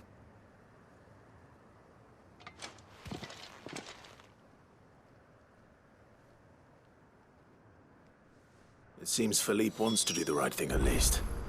I expect Isabel will be pleased to hear that, if nothing else.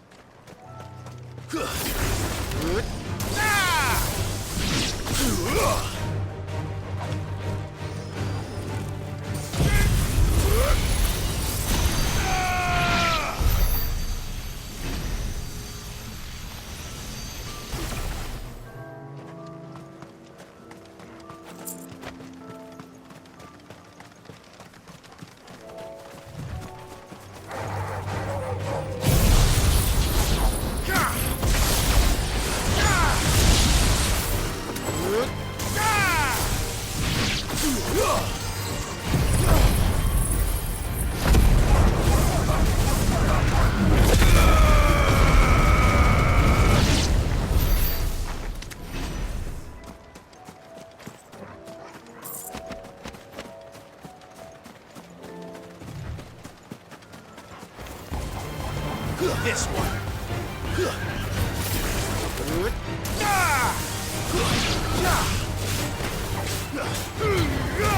Vogel, kill!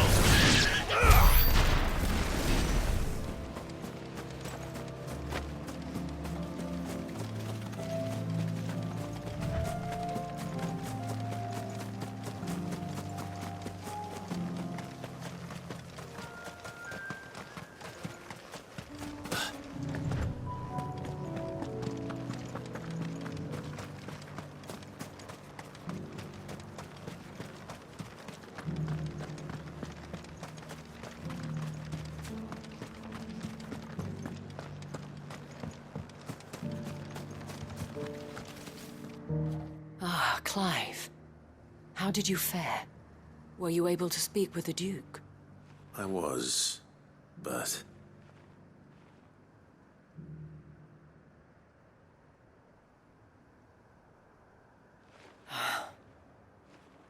So Northreach is to be a fortress after all. Well, it will certainly help to hold back the thralls. There's no denying that. Though I doubt it will come as much consolation to the townspeople whose worldly goods are confiscated to pay for it.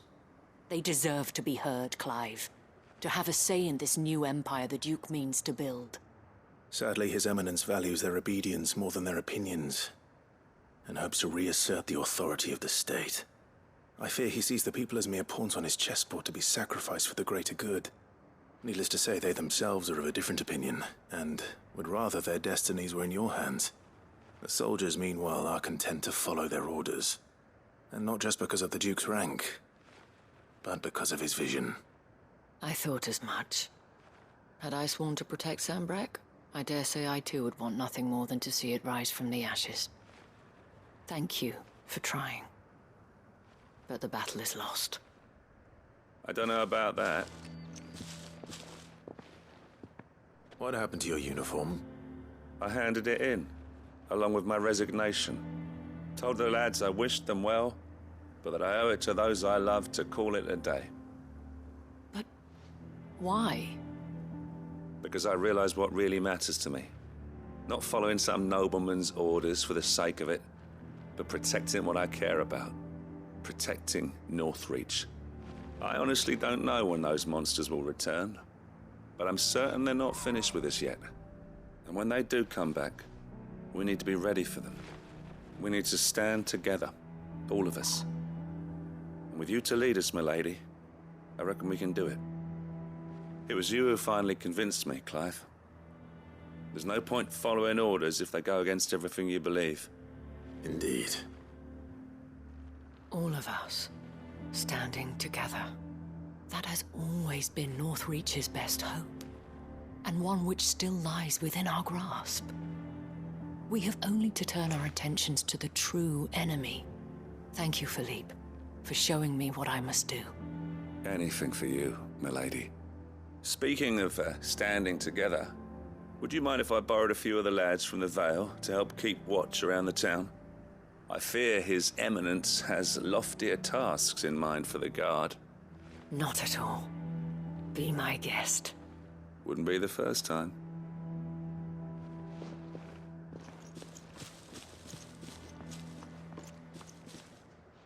There may be hope for Northreach yet. Especially with men like you and Philippe to champion our cause. I, for my part, shall continue to work upon the Duke, in the stubborn belief that I might still tempt him into joining hands. But I suspect I shall have to call upon your aid again. Until then, Clive. Until then...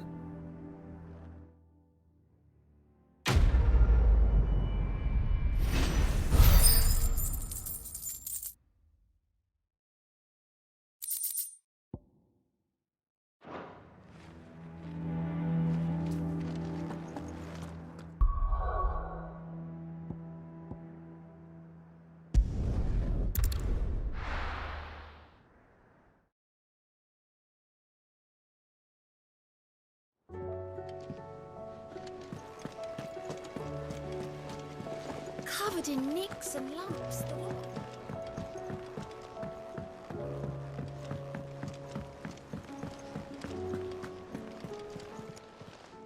Fancy a look at the list, do you? Here you go.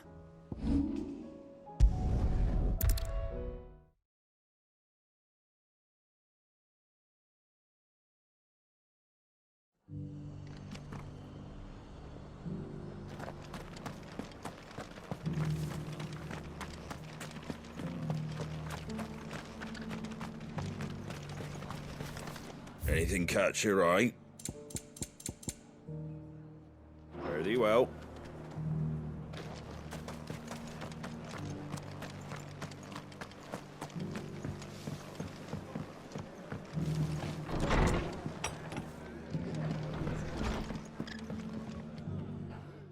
Clive. I was just about to send for you.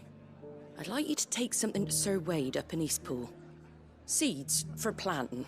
Thought it was about time they started growing their own food. I'll keep providing them with whatever they need in the meantime, of course. But if Eastpool's going to survive, it's got to be able to fend for itself. As of those poor bearers. They've lived their whole lives in servitude, but now they're their own masters. Small wonder they ain't got the foggiest how to provide for themselves. So it's up to us to teach them. And if you're wondering why you, well, the Wagoneers taking supplies up that way have been coming back with more and more reports of Akashic around the village of late. Sir Wade's putting a brave face on it, but I think even he's starting to worry. And if he's likely to share those concerns with anyone, it's you. All right. Thanks. Wouldn't ask if I didn't have to. There.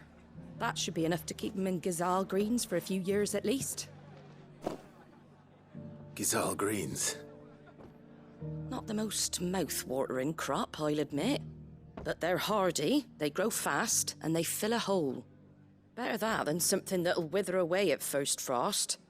And chocobos love 'em too, which is no small thing. When I say all of us need to pull together to get Eastpool back on its feet, I mean all of us. They ain't exactly succulent, but cook 'em right and they're just about bearable. I'll take your word for it. Anyway, Sir Wade'll know what to do with them. And if he don't, well, I'll go up there and show him myself. I'm sure you will.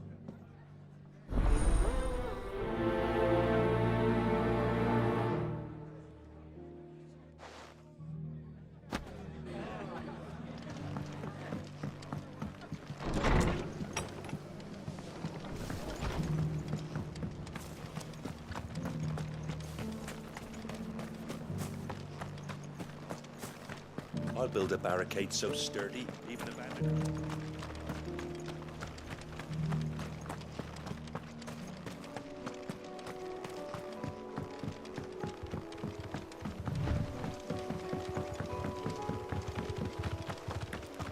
Can hardly make out.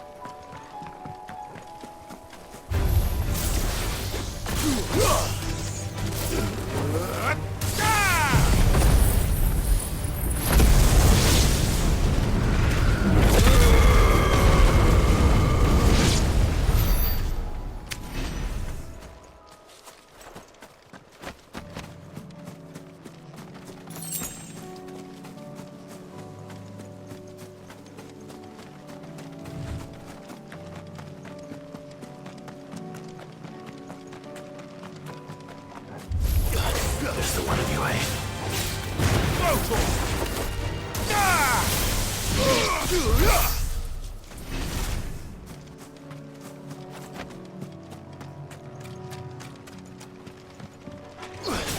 Time to fight.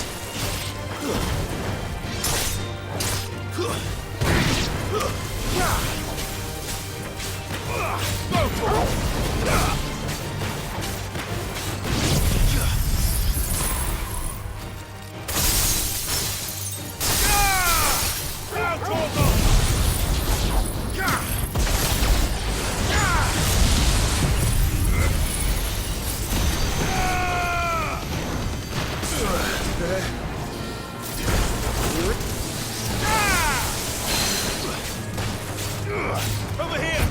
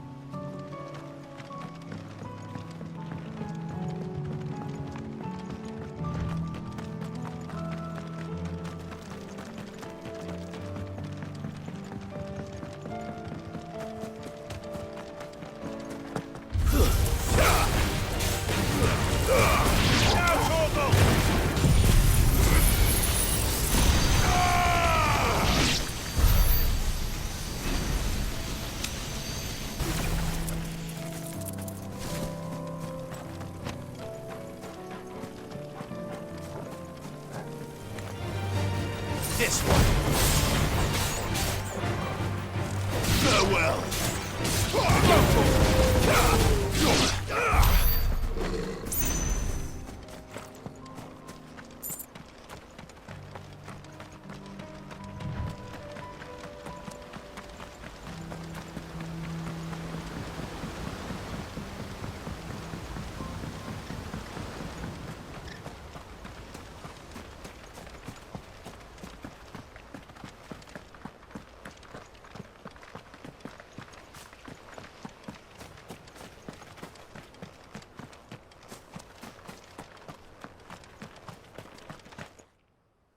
Ah, Lord Rossfield.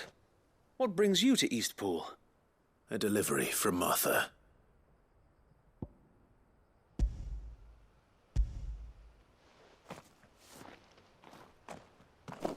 These are Gizal green seeds. Martha's keen to cut the apron strings, then, is she? I jest, of course. You see, I had thought we might be able to revive the old wheat fields, but they'd long since gone to seed, only without the seeds. Martha was hoping you might be able to show the bearers how to plant and tend these, so that they'll be able to fend for themselves. That's not a bad idea. These bearers had only recently escaped their bonds before we brought them here. They know little of freedom, of providing for themselves and their loved ones. Unless we teach them how to live like free men, I fear that all we have achieved in bringing them here is to exchange one master for another. Not that myself and the Guardians have been the best example to them so far, subsisting almost entirely on Martha's charity as we do. It's about time we all started to provide for ourselves, bearers and Guardians alike. Unfortunately, we've been a little too busy of late to focus on much besides bolstering our defenses. There have been alarming reports of... The Horde is closing in. They're coming, so wait, all of them. Damn it all, I thought we'd have more time. Gather the men in the square. Send to the rest for reinforcements. Yes, Sir Wade. The Horde. A Kashek, a veritable legion of them. They've been seen prowling around the northern reaches for a while now. We don't have the numbers to hold back a swarm that size. I had hoped to build a perimeter wall so that myself and the Guardians might be able to defend the village, but... Now you're out of time. Precisely. If reinforcements from the rest arrive before they do, we may just scrape through, but I fear that's rather an enormous if. What if you could call on reinforcements from Eastpool? You mean the bearers? We brought them here so they might live, not die, fighting for their lives. So wait. You said you lack men to defend the village. Are the bearers not men? Do they not wish to see Eastpool saved? Though they may not be trained soldiers like your Guardians, what help they are able to offer could still prove the difference between victory and defeat. You're right, my lord. I will appeal to them.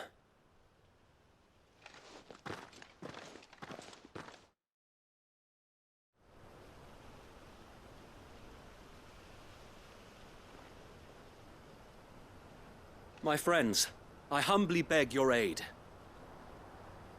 We Guardians are few and our enemies many.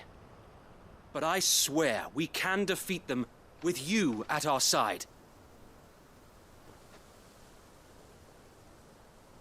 You would send us to the slaughter, to serve as bait for those fiends so that you and your men might be spared.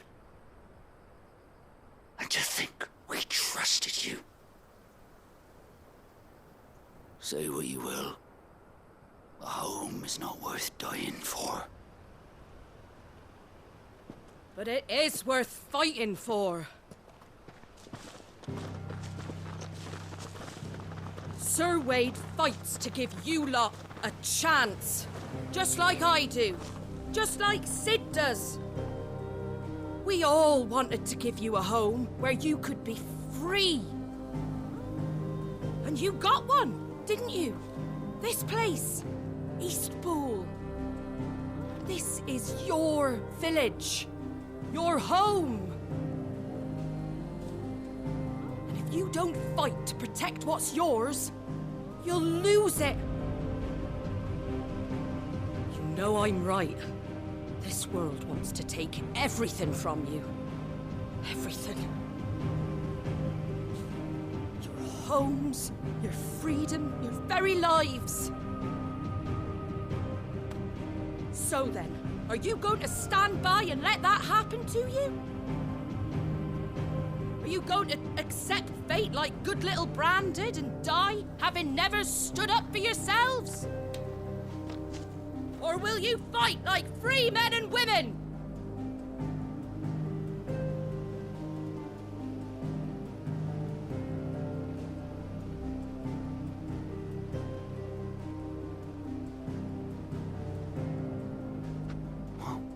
What are you doing? All right. Give me a sword. I never dreamt I'd have a home of my own. And now that I have, I don't want to lose it. I will protect what's mine, or die trying. We all will. Free men and women, fighting together.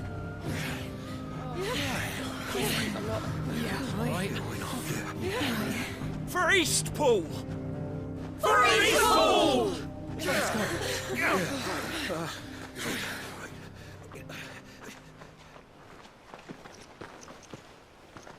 Thank you, Martha. Don't mention it. Just promise me one thing. That you'll show them how freeborn fight. Gladly.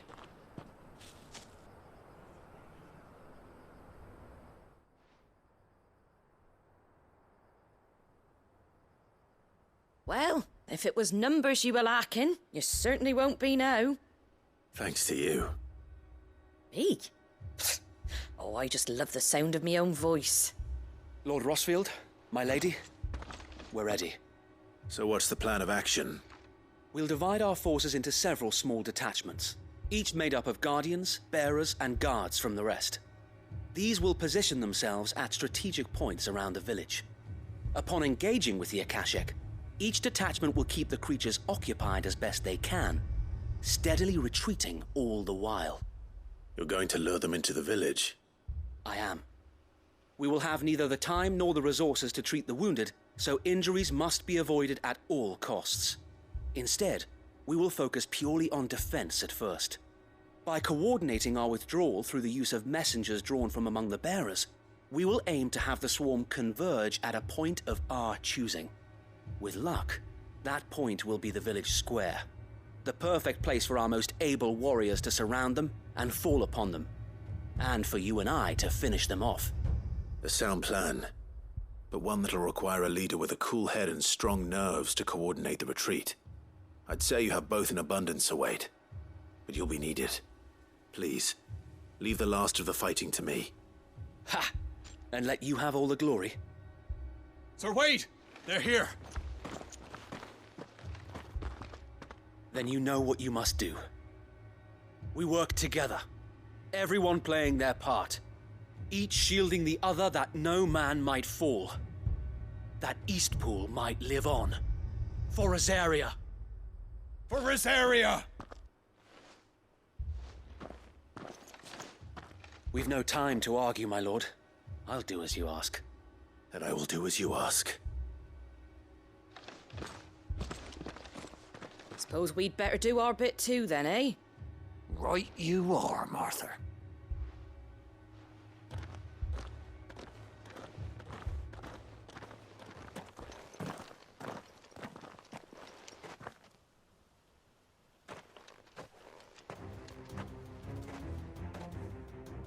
The calm before the storm.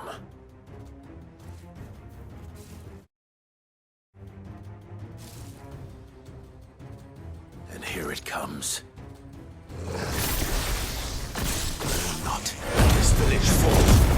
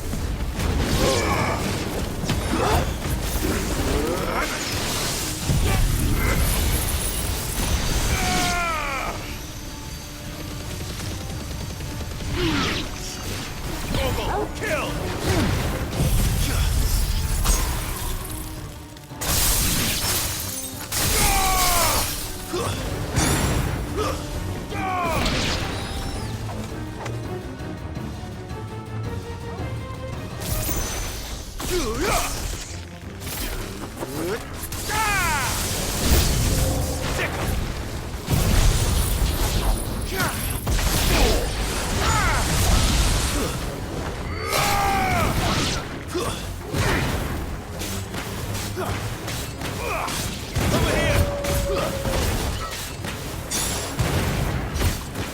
over! Over here!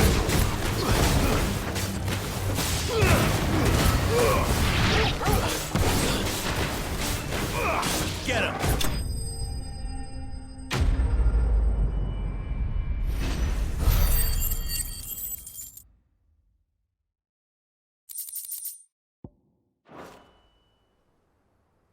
Looks like that's the last of them. Lord Rosfield! Change of plan! What is it? Owl from the rest.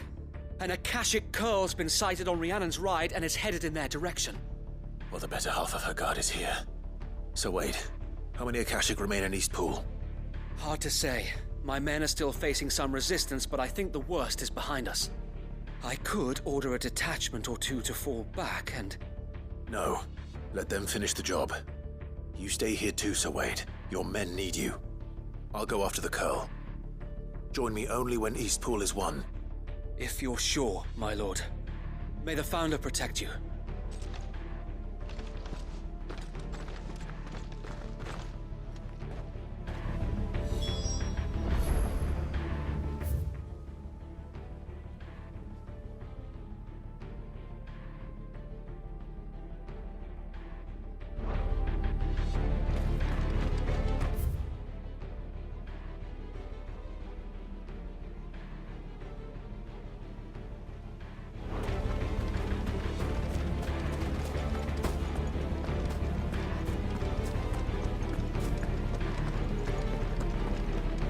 Next one's mine. I might not know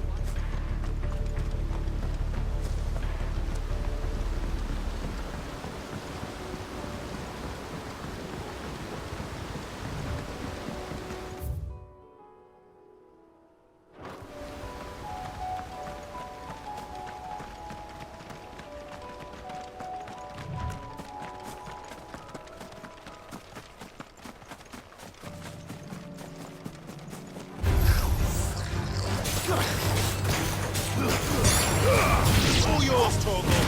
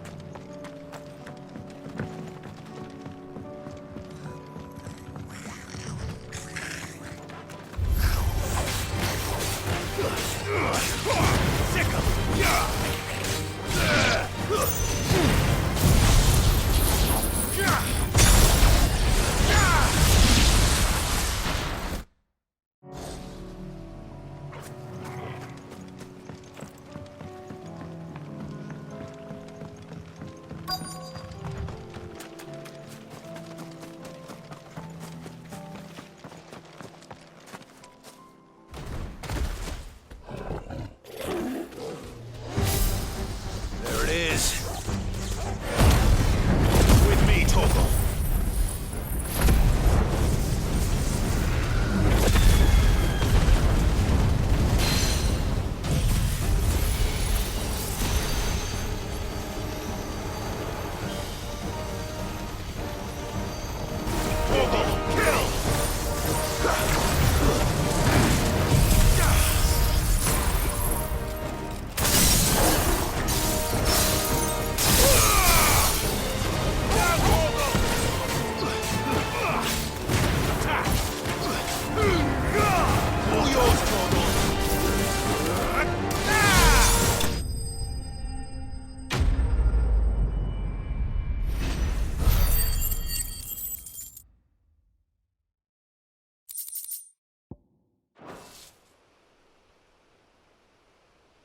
All right. Back to East Pool.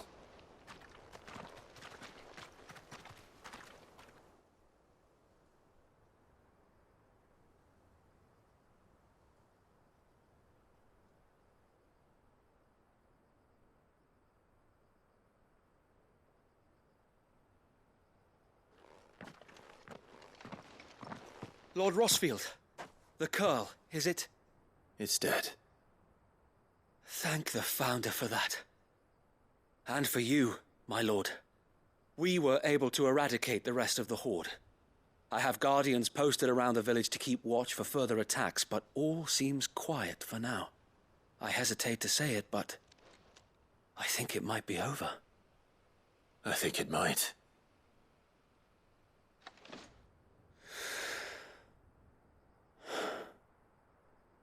We did it. We saved Eastpool. Thank you, my friends. Thank you. No, Sir Wade. It's us who should be thanking you. You brought us together. Showed us what it means to fight for what you hold dear. We never had nothing to call our own before. We didn't know what it meant to protect it, but now we do. We really do. Forgive us, Sir Wade. You and your people saved us, and still we doubted you. But there's no doubt in my mind anymore. We're free men now, so we have to start acting like it. We have to fight to protect what's ours, to protect Eastpool. And we shall. We all shall. Together. This is our home. And if anyone or anything tries to take it away, they'll have us to answer to. Come on then. Let's get to work. This village isn't going to rebuild itself.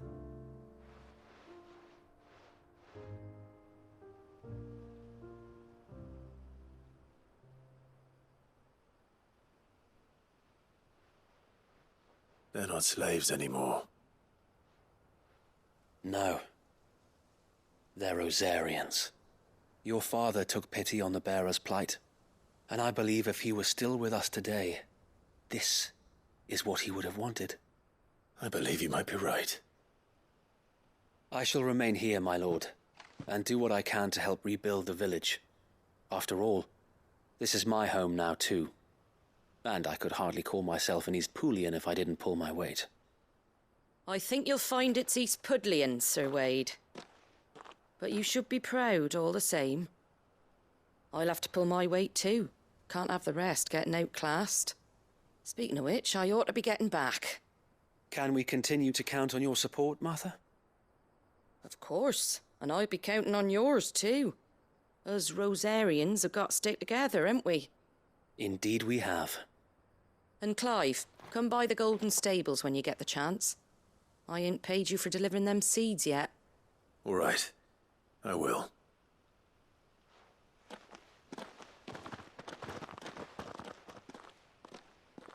Lord Rossfield, do you remember our very first mission together? Clearing the goblins from the Stillwind marshes? How could I forget?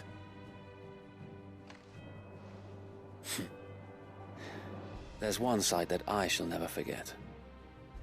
You, facing off against that giant Morble. Not a trace of fear on your face. Since that day, there have been more than a few times when I felt like giving up. When the odds seemed so stacked in the enemy's favor, I thought I may as well just lay down my sword and surrender. But every time I would think back to the look in your eyes that day and remember what it means to be a shield. Know that whatever trials Eastpool may face, I shall never lose courage. Thanks to you. So Wade, you have always been a true shield. I know that Eastpool, and indeed all of Rosaria, will be safe in your hands. Thank you, my lord. I know the rest of the world will be safe in yours. I'll do my best.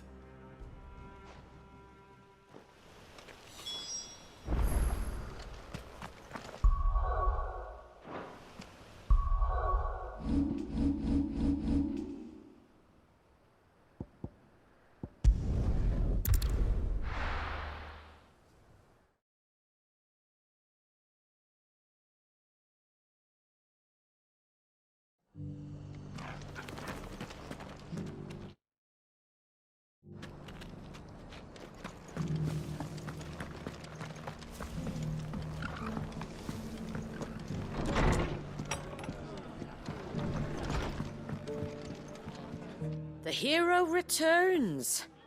It's lucky you came by when you did, eh? Not only did my seeds get delivered, but you went and saved Eastpool and all. I just did what I could. And it's only right that you get rewarded for it. Take it before I change my mind. Thank you, Martha. So, Eastpool's finally back on its feet again. And a home to free bearers. Who'd have thought we'd see the day, eh? Well, it was your idea. I know that, but I never stopped to think what it would mean. Bearers in charge of themselves, thinking for themselves, working for themselves. Like your hideaway, but not even hidden away.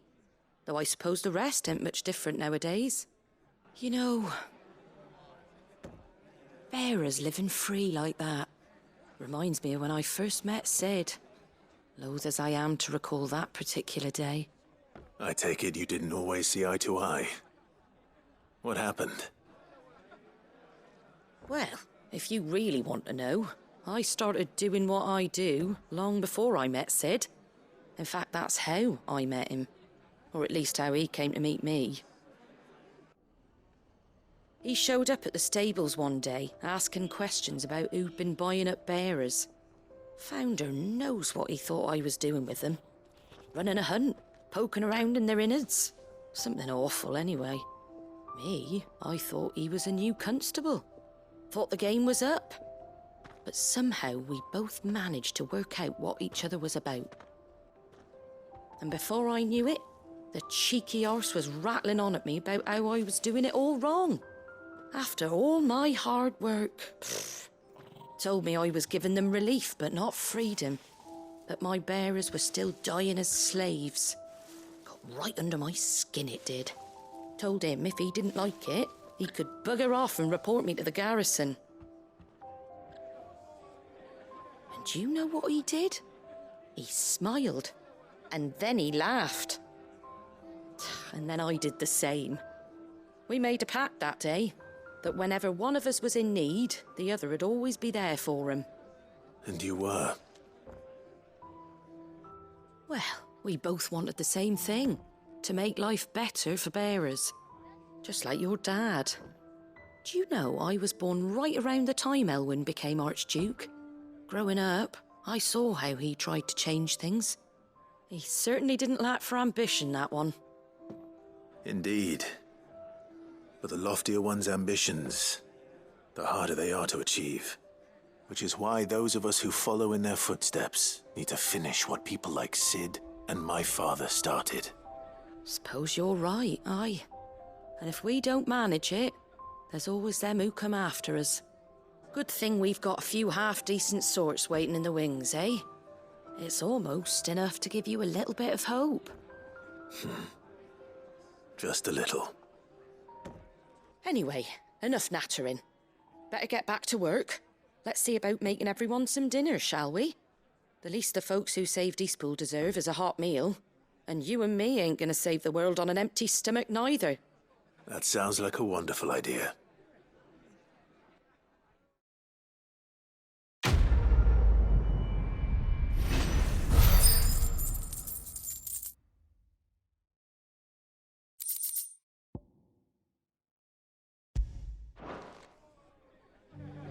Don't worry, Clive. You went alone in this fight.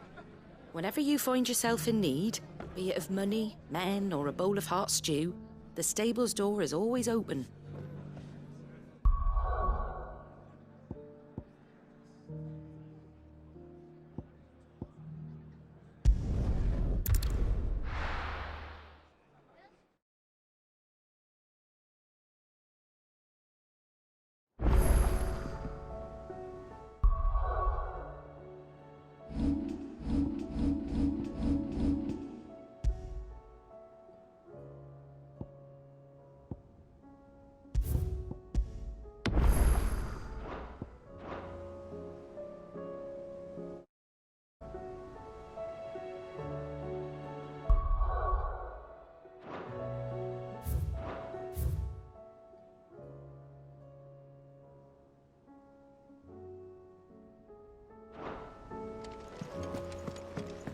Come back.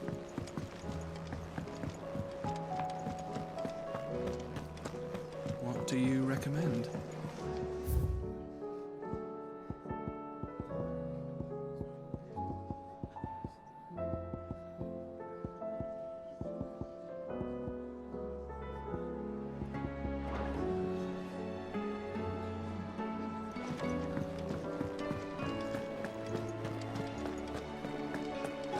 The stew's awfully thick.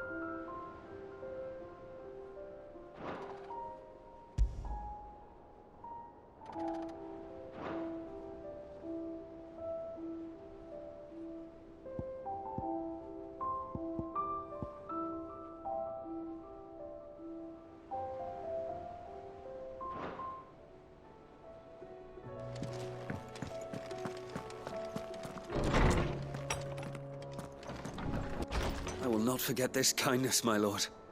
I shall go to Eastpool, but as soon as the rebuilding work is complete, I promise to return. I will not forget this kindness, my lord. I shall go to Eastpool. Oh, don't tell me we've run out of Papio nuts and all. Trouble with your gear, or the sound of ringing still?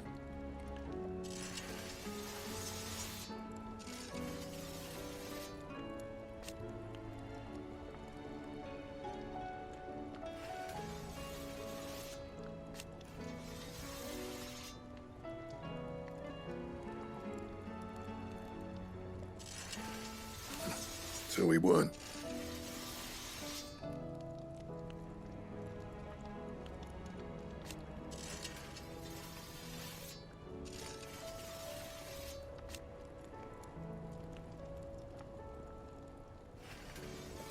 Who knows?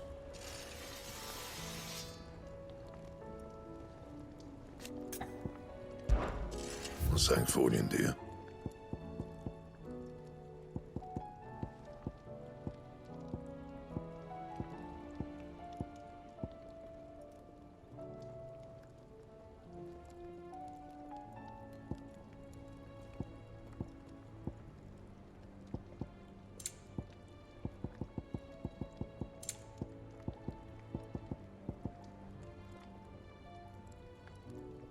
That it? Fine.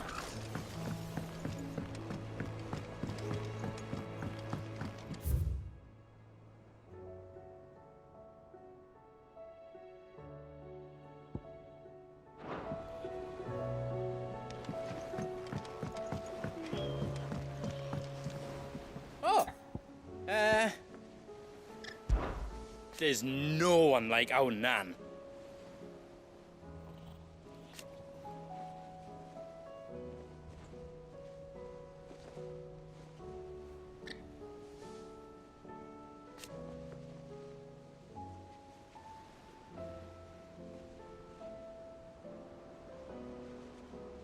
Your lad's worth double that.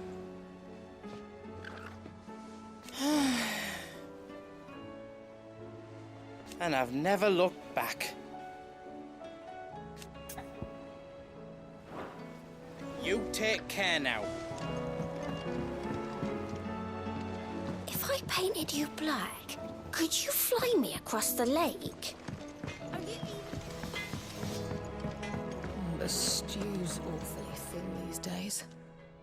Still alive, are you?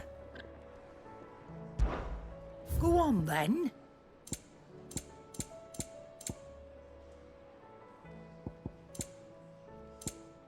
Finished, are you?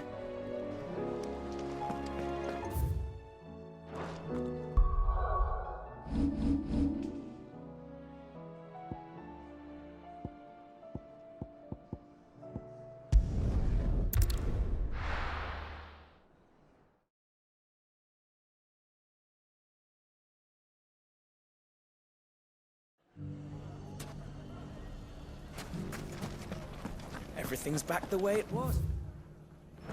Fresh silks from the can. If there's one thing we've learned over the past few moons... When the Fang fella took my livelihood with it. We need someone who can bring the whole town together. Anything I can interest you in?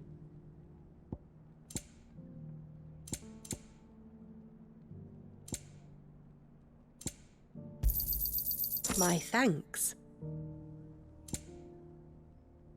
Go with Gilbert.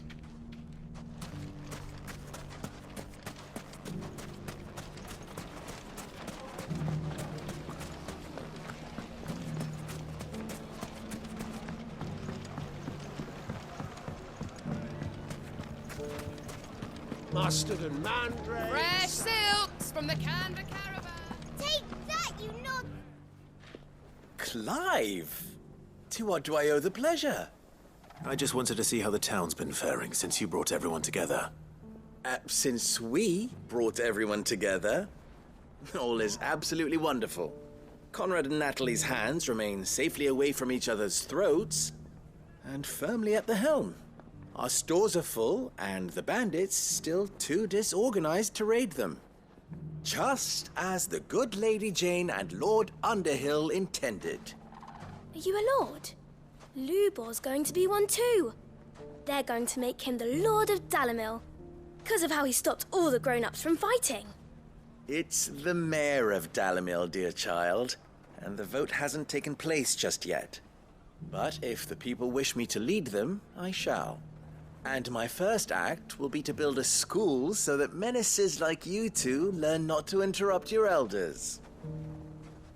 Speaking of menaces, there may be a rather worrying one just over the horizon. May there indeed. I'm afraid the example Conrad and Natalie set in putting aside their differences and presenting a united front might have caught the bandits' attention. And they might have elected to take a similar approach. They have formed what one could call a League of Outlaws, and they grow more organized by the day. But we'll fight them all off just like last time, no matter how many of them there are. Won't we, Lubor? Of course we will. If we continue to work together, we can overcome any challenge we choose to face. The longer we avoid facing this one, the more difficult it will be, until the only way to overcome it might be to run for the hills. Our best hope is to nip these efforts at organization in the bud, by finding those ne'er-do-wells who have yet to join the cause, and ensuring that they never do. Perhaps a certain Lord Underhill might be willing to lend us his aid once more? How could I refuse? Thank you, my lord. Victor will fill you in on the particulars.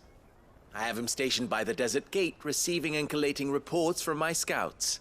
Such an amenable soul. He reminds me of you. I'll go and speak with him.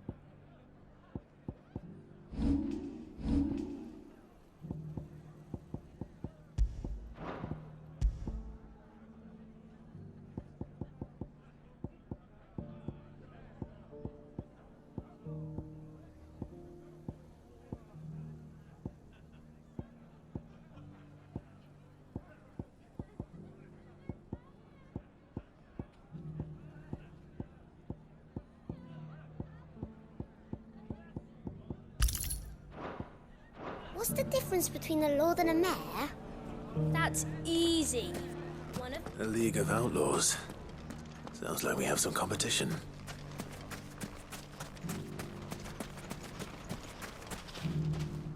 Still in Dalimil, Victor? Ah, Sid. I thought you'd have returned to Cosnis by now. I did. Then I came back. I've developed something of a fondness for the place. And having worked so hard to see it saved from one fate, it would seem remiss to abandon it to another. A sentiment Master Lubor certainly isn't shy about exploiting. Hence my doing his bidding yet again. You're not the only one. What does he want you to do? He asked for my aid in putting down the bandits. And he said that you might be able to help me find them. Then you've come at just the right time. I was on my way to speak with Conrad about how to organize our forces. There are more camps in the vicinity than we can safely strike at once. But we must strike together, and we must strike soon at as many camps as we can. We can't give this league of theirs time to rally its forces. All right. Which camp shall I take? There's one upriver. Just out there, across the dunes. Leave it with me.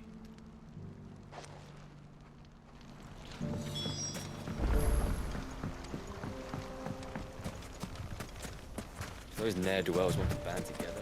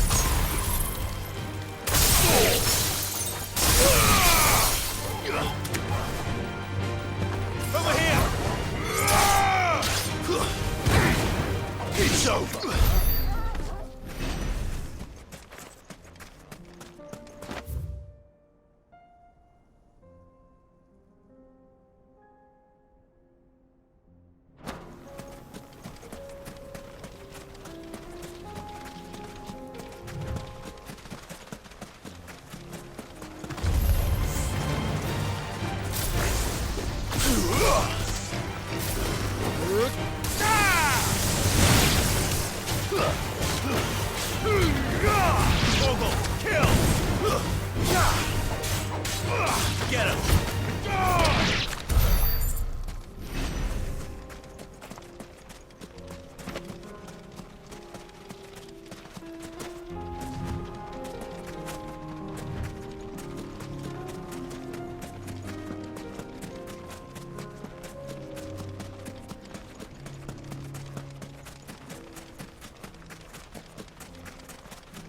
That must be the camp Victor mentioned. Come on then, Toggle. That's him! The one who killed Locke and Fingers.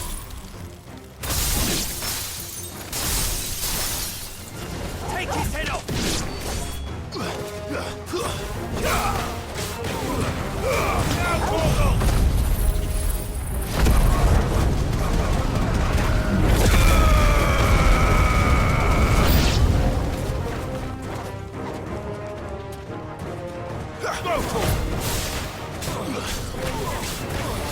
Get him!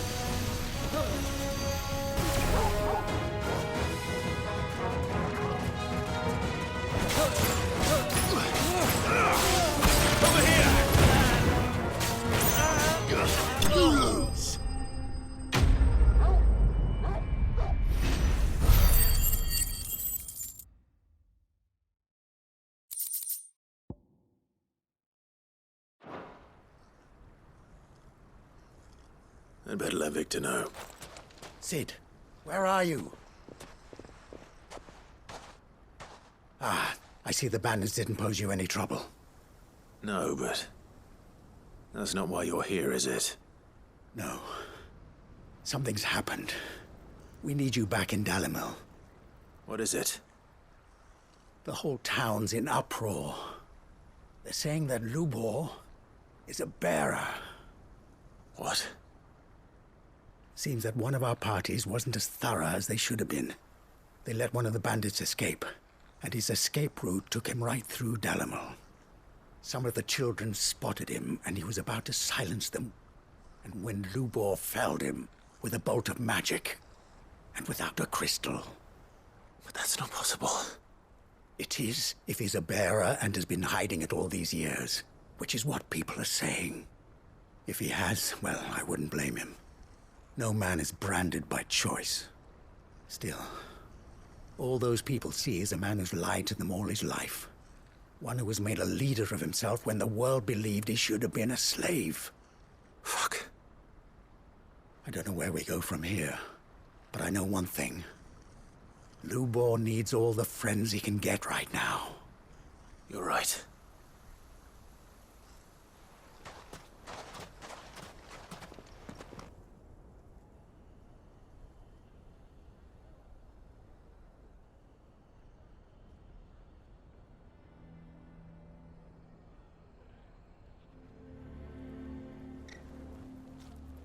And now everyone knows. I made it a habit to keep a crystal close at hand for just such an occasion. And when that occasion arose, I forgot to reach for it. Well, it was bound to come out sooner or later. We're sorry, Lubor. We tried to keep running, but we just couldn't anymore. There's nothing to be sorry for. I rather enjoyed playing the hero for once. All that matters to me is that you two are safe. Look at him talking to his betters like it's nothing. All lies, I'll wager. Just like the ones he fed us all these years. Once people make up their minds, it's hard to change them. We need to do something, and quickly. Convince the people not to let their prejudices blind them. Convince them that nothing has changed. That their enemy lies outside these walls, not within them. You're right. We should speak to everyone. I'm glad you agree. I'll handle the townsfolk. I'm a Dalmec born and bred. They listen to me. You head to the tavern. Make Conrad and Natalie remember who Lubor really is. They know that Lubor and I are friends. I might not make for the most impartial of interlocutors. Lord Underhill of Randalar's League of Merchants, however, is a trusted and impartial mediator of note. I'll do what I can. Lubor, stay here with the children. I can't promise anything, but we'll try. And that is all I can ask of you.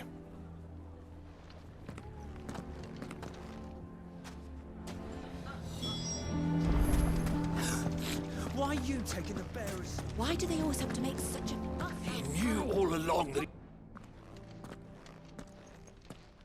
Forgive me for disturbing you, but could I have a moment of your time? I've seen your face before. As have I. Lord Underhill, wasn't it? Of the League of Merchants. That's right. I wanted to speak to you about Lubor. The rumors that he's a bearer. All true, I'm afraid. He'll never be mayor now. Not if I have anything to do with it. But what of his wares? Bearer or no, his steel is highly valued throughout the Republic. In this, at least, he's done the town a service. Might that not earn him a little leniency? Leniency? He pretended to be one of us when he was laughing behind our backs all the while. I'm sorry, my lord, but he lied to us. He lied to you. He cannot be trusted. So what do you propose? Will you drive him from his home? Close his forge? Perhaps. That is a question for the people of Dalimil, and they will thank you not to get involved.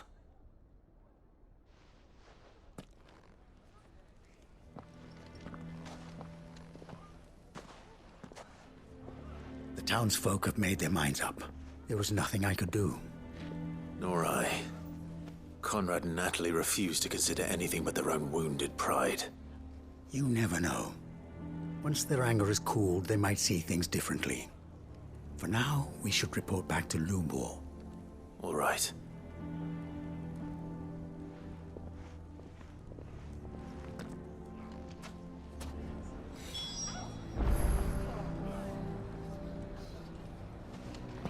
Why the hell would Victor take the bearer's side? I assume the situation is hopeless? There's still hope. But...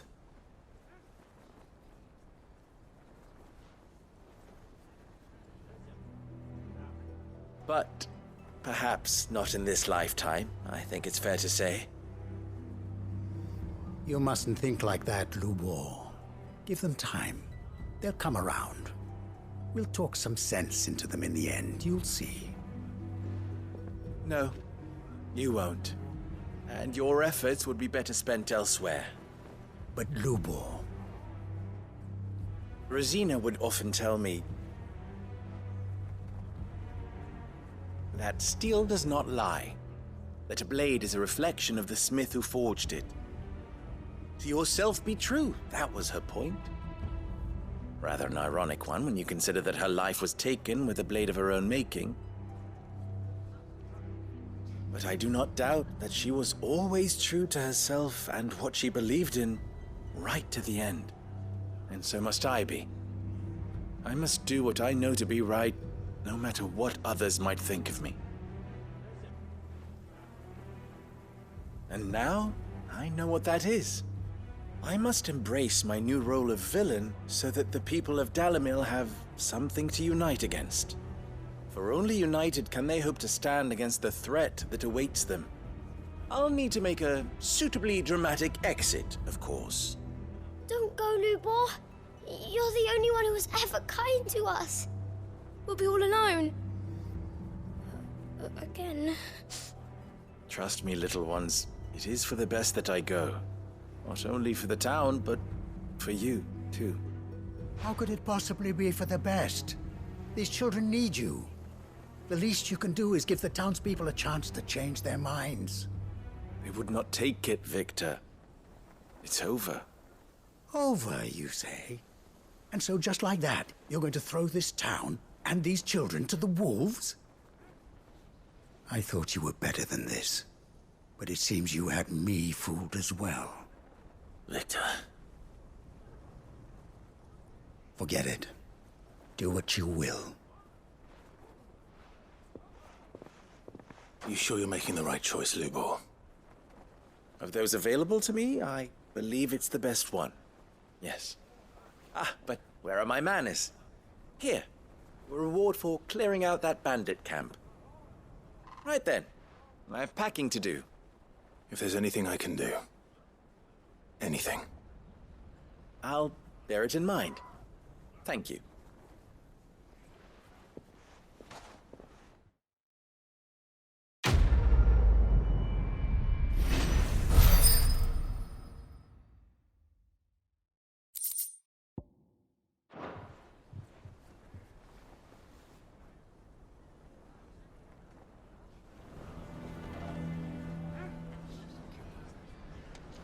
I'm going to go with him. Why is everyone being mean to Lubor?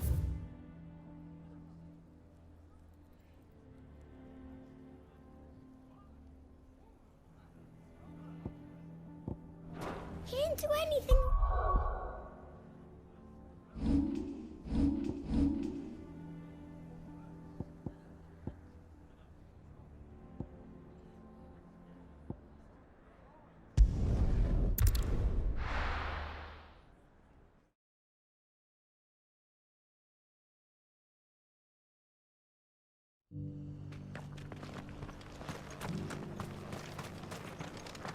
Here, take a look at my wares.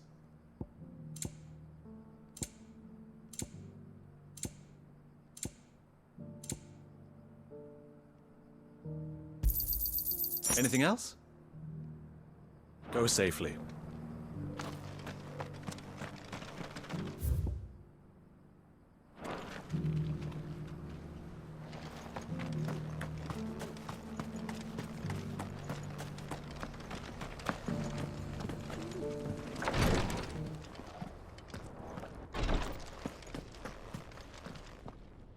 Lord Rosfield, is there aught the Undying might assist you with this day? Perhaps. My brother said that your order was helping him with his quest to uncover Ultima's origins.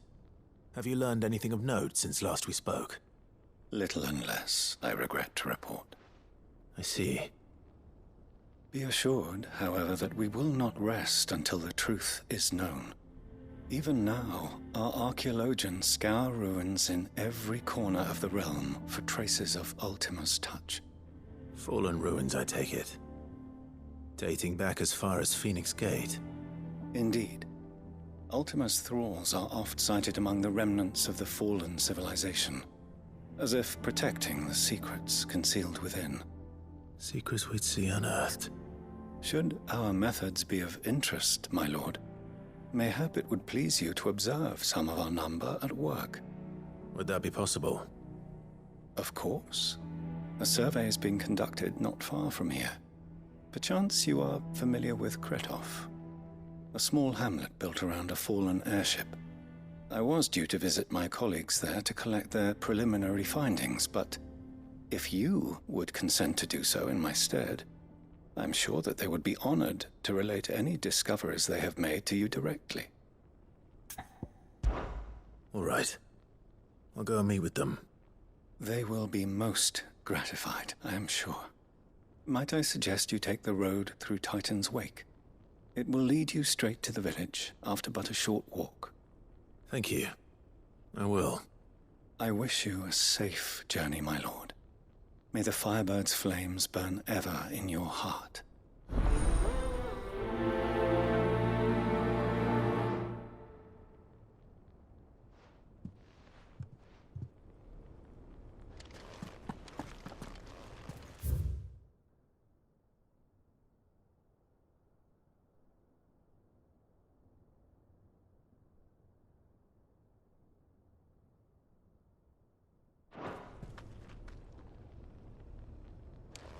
A village built around an airship.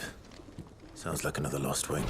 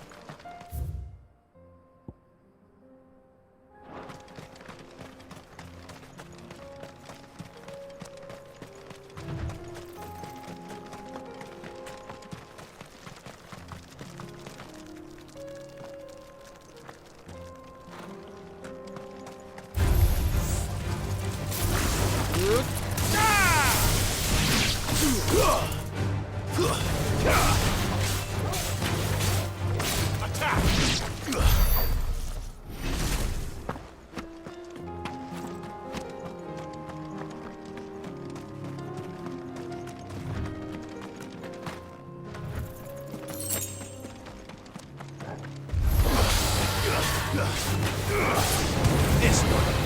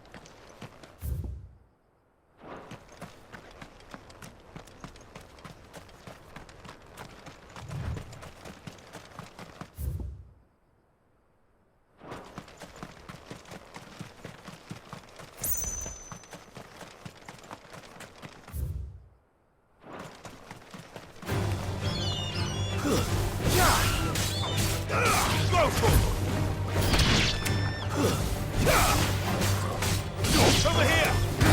This one!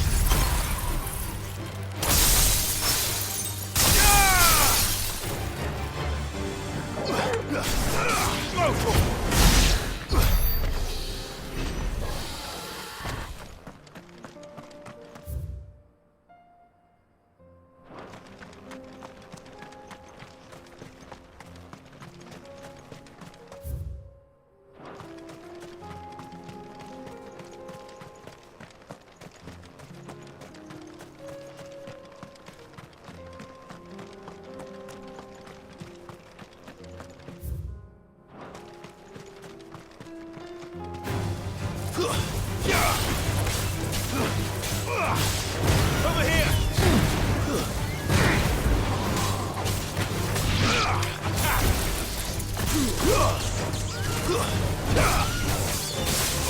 This one.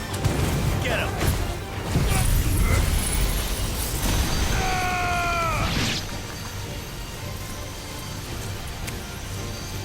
All yours, Torgal!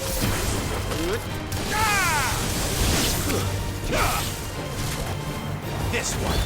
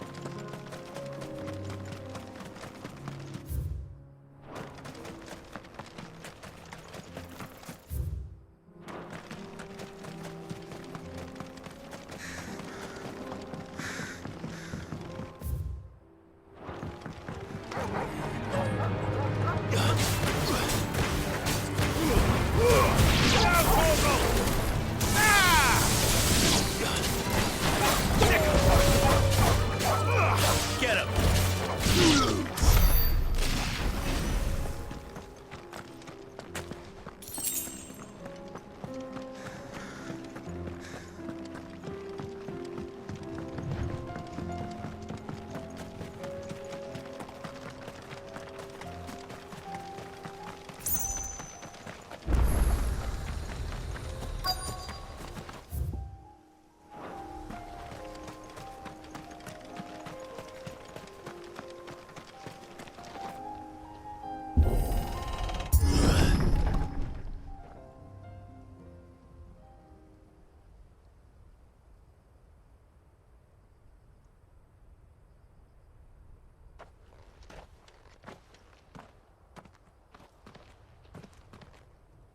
Oh no.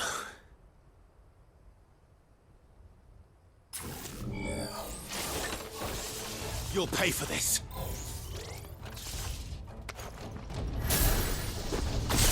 There may still be survivors.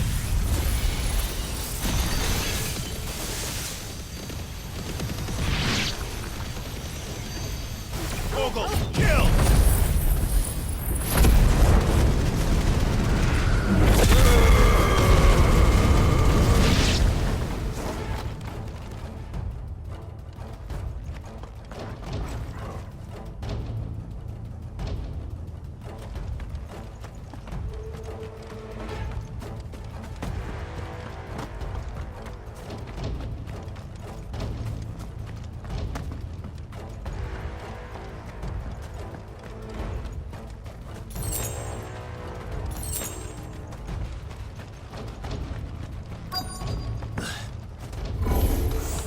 Whatever that thing is.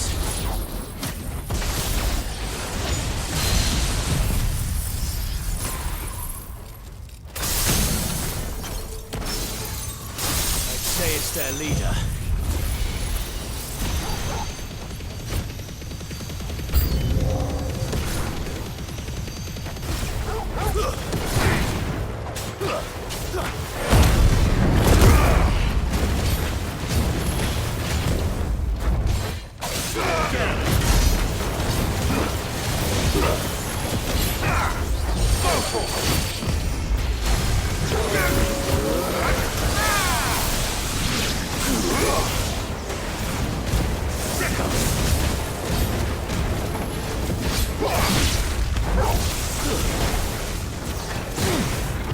Nice try.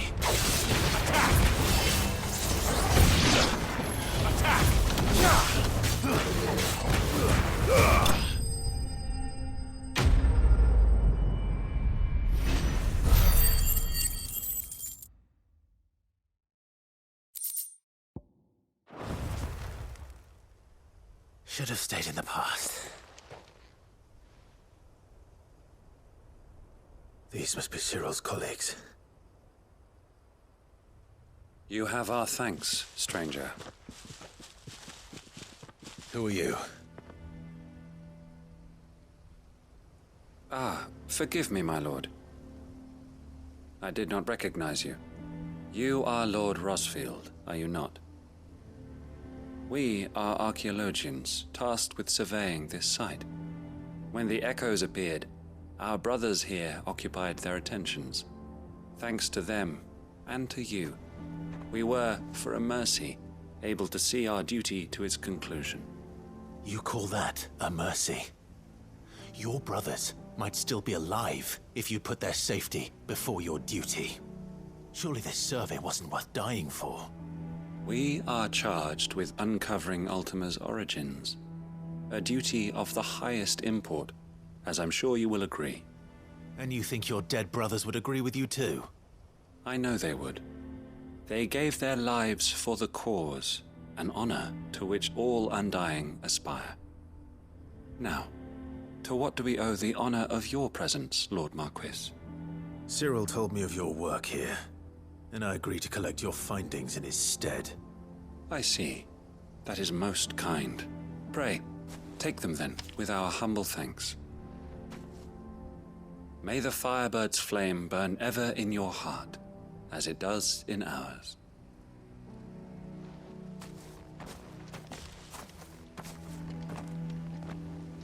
It's one thing to lay down your life for another.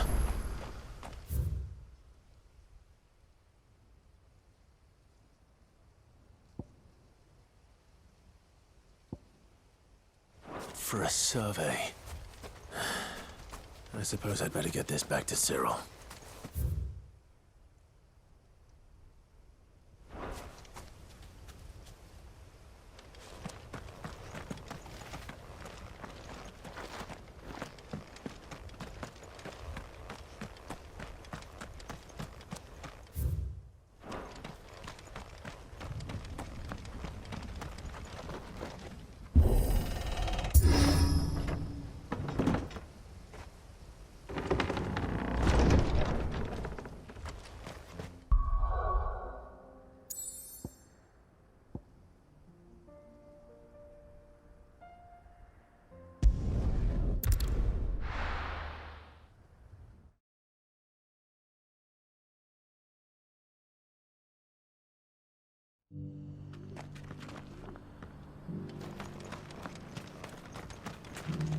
Are you buying or selling?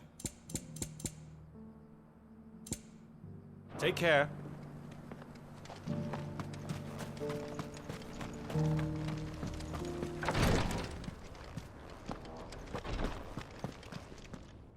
Ah, you are returned, my lord. I collected your colleagues' preliminary findings. Here, take them.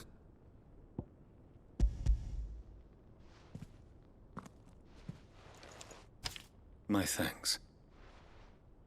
I shall study them, and inform you forthwith if I discover aught that might aid you in your fight against Ultima. Cyril, your survey party suffered several losses in Kretov. Losses which could have been avoided, had the others not chosen to complete their work, instead of saving their friends. Were these your orders? No. This was their choice. Every Undying devotes his life to the service of the Phoenix. It is our sole duty, and should we die in discharging it, so be it. Even when death is avoidable. My lord, I fear that this is not a point over which it would be fruitful to argue. The Undying have served the Phoenix for countless generations, and your opinion of our methods, however earnest, is not like to change them. We live to serve the Phoenix. Our very order exists for that purpose, and that purpose alone. Cyril, I know that you and your brethren answer only to Joshua, but allow me to offer you a word of advice. It does not further the cause of the Phoenix to have his loyal followers surrender their lives without good reason. Provide your survey parties with an escort, that they might live to do their duty for years to come. Think not only of how you can serve the Phoenix, but how Joshua would want you to serve him. Please. For all our sakes. I thank you for your advice, my lord. If you will permit me to respond, our faith in his grace, Joshua Rossfield, is absolute. And we of the Undying will do what we believe is right to fulfill our duty unto him. As first shield to the Phoenix, I am sure you understand what it means to do one's duty. I do. Then we are of the same mind. And it is my hope that we may continue to do our duty together.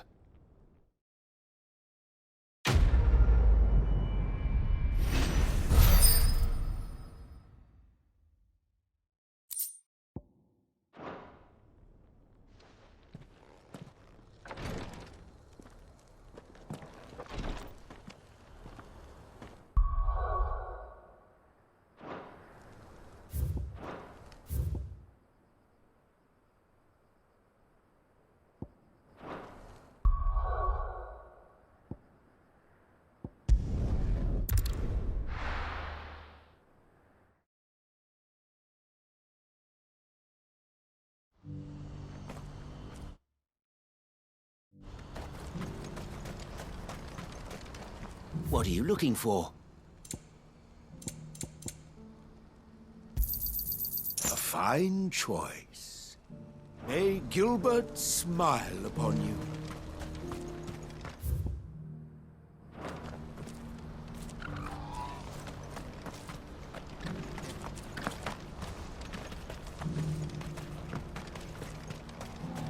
It's only a matter of time before the army agree to our terms. We'll see.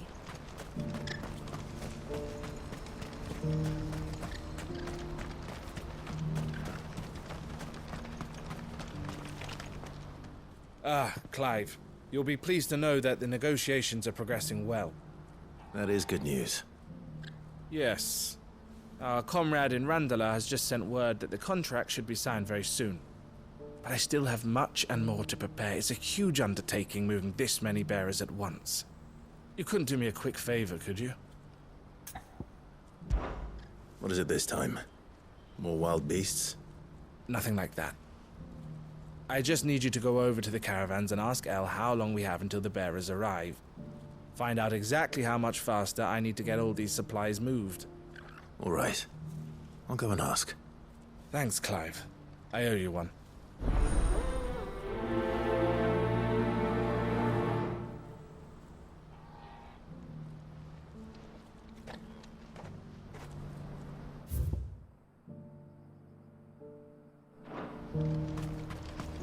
What's happened? Cards at the gate.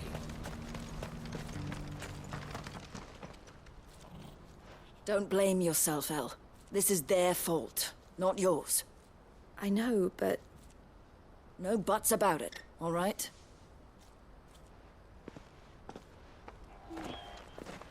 Is something wrong? Vonnie came to give me a message from our intermediary. The talks with the Republican army have fallen through. They've reached an agreement with the Silver Peak Consortium instead. Though prices have fallen of late, we deliberately offered above the going rate to try and deter other bidders. But the Consortium offered double what we did, and the army jumped at the chance. And you had no opportunity to make a counteroffer? None at all. And we were so close. El? What's happened? I saw Vonnie leaving. She didn't look happy. And with good reason.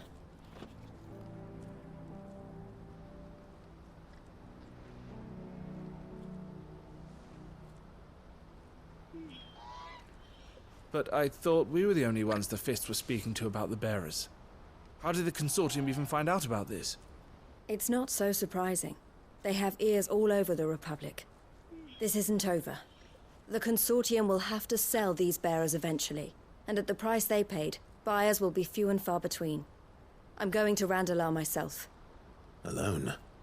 You sure that's wise? Are you offering to be my bodyguard? How kind. Meet me at the checkpoint near the capital gates. I'll send an owl ahead and request a meeting. You go to Cashlock, Theo, and get everything ready. We've waited far too long as it is. Even if I fail to free these bearers, there will be others. Someone needs to prepare the place and keep any prowling beasts at bay. Oh, and that's me, is it? Well, it looks like I'm following orders till she gets back from meeting the Silver Peak Consortium, who've been doing their best to undermine our scheme. She'll never join them after this, surely. No, she said it herself. She still has plans for Cashlock, even if this one falls through. She means to stay with us, then. I can't say I'm not happy to hear it, but... is this what she really wants? You have to trust her. You're right. It's what she wants now. And if El's off fighting for the cause, I should do my part too. So I bid you farewell and safe travels, my friend. I'll gather my men and leave for Cashlock. We'll make sure the place is well stocked and defended. You go to Randalar and see if you can stop my sister biting the Consortium's heads off. If she won't consider her prospects, someone has to. I'll do my best.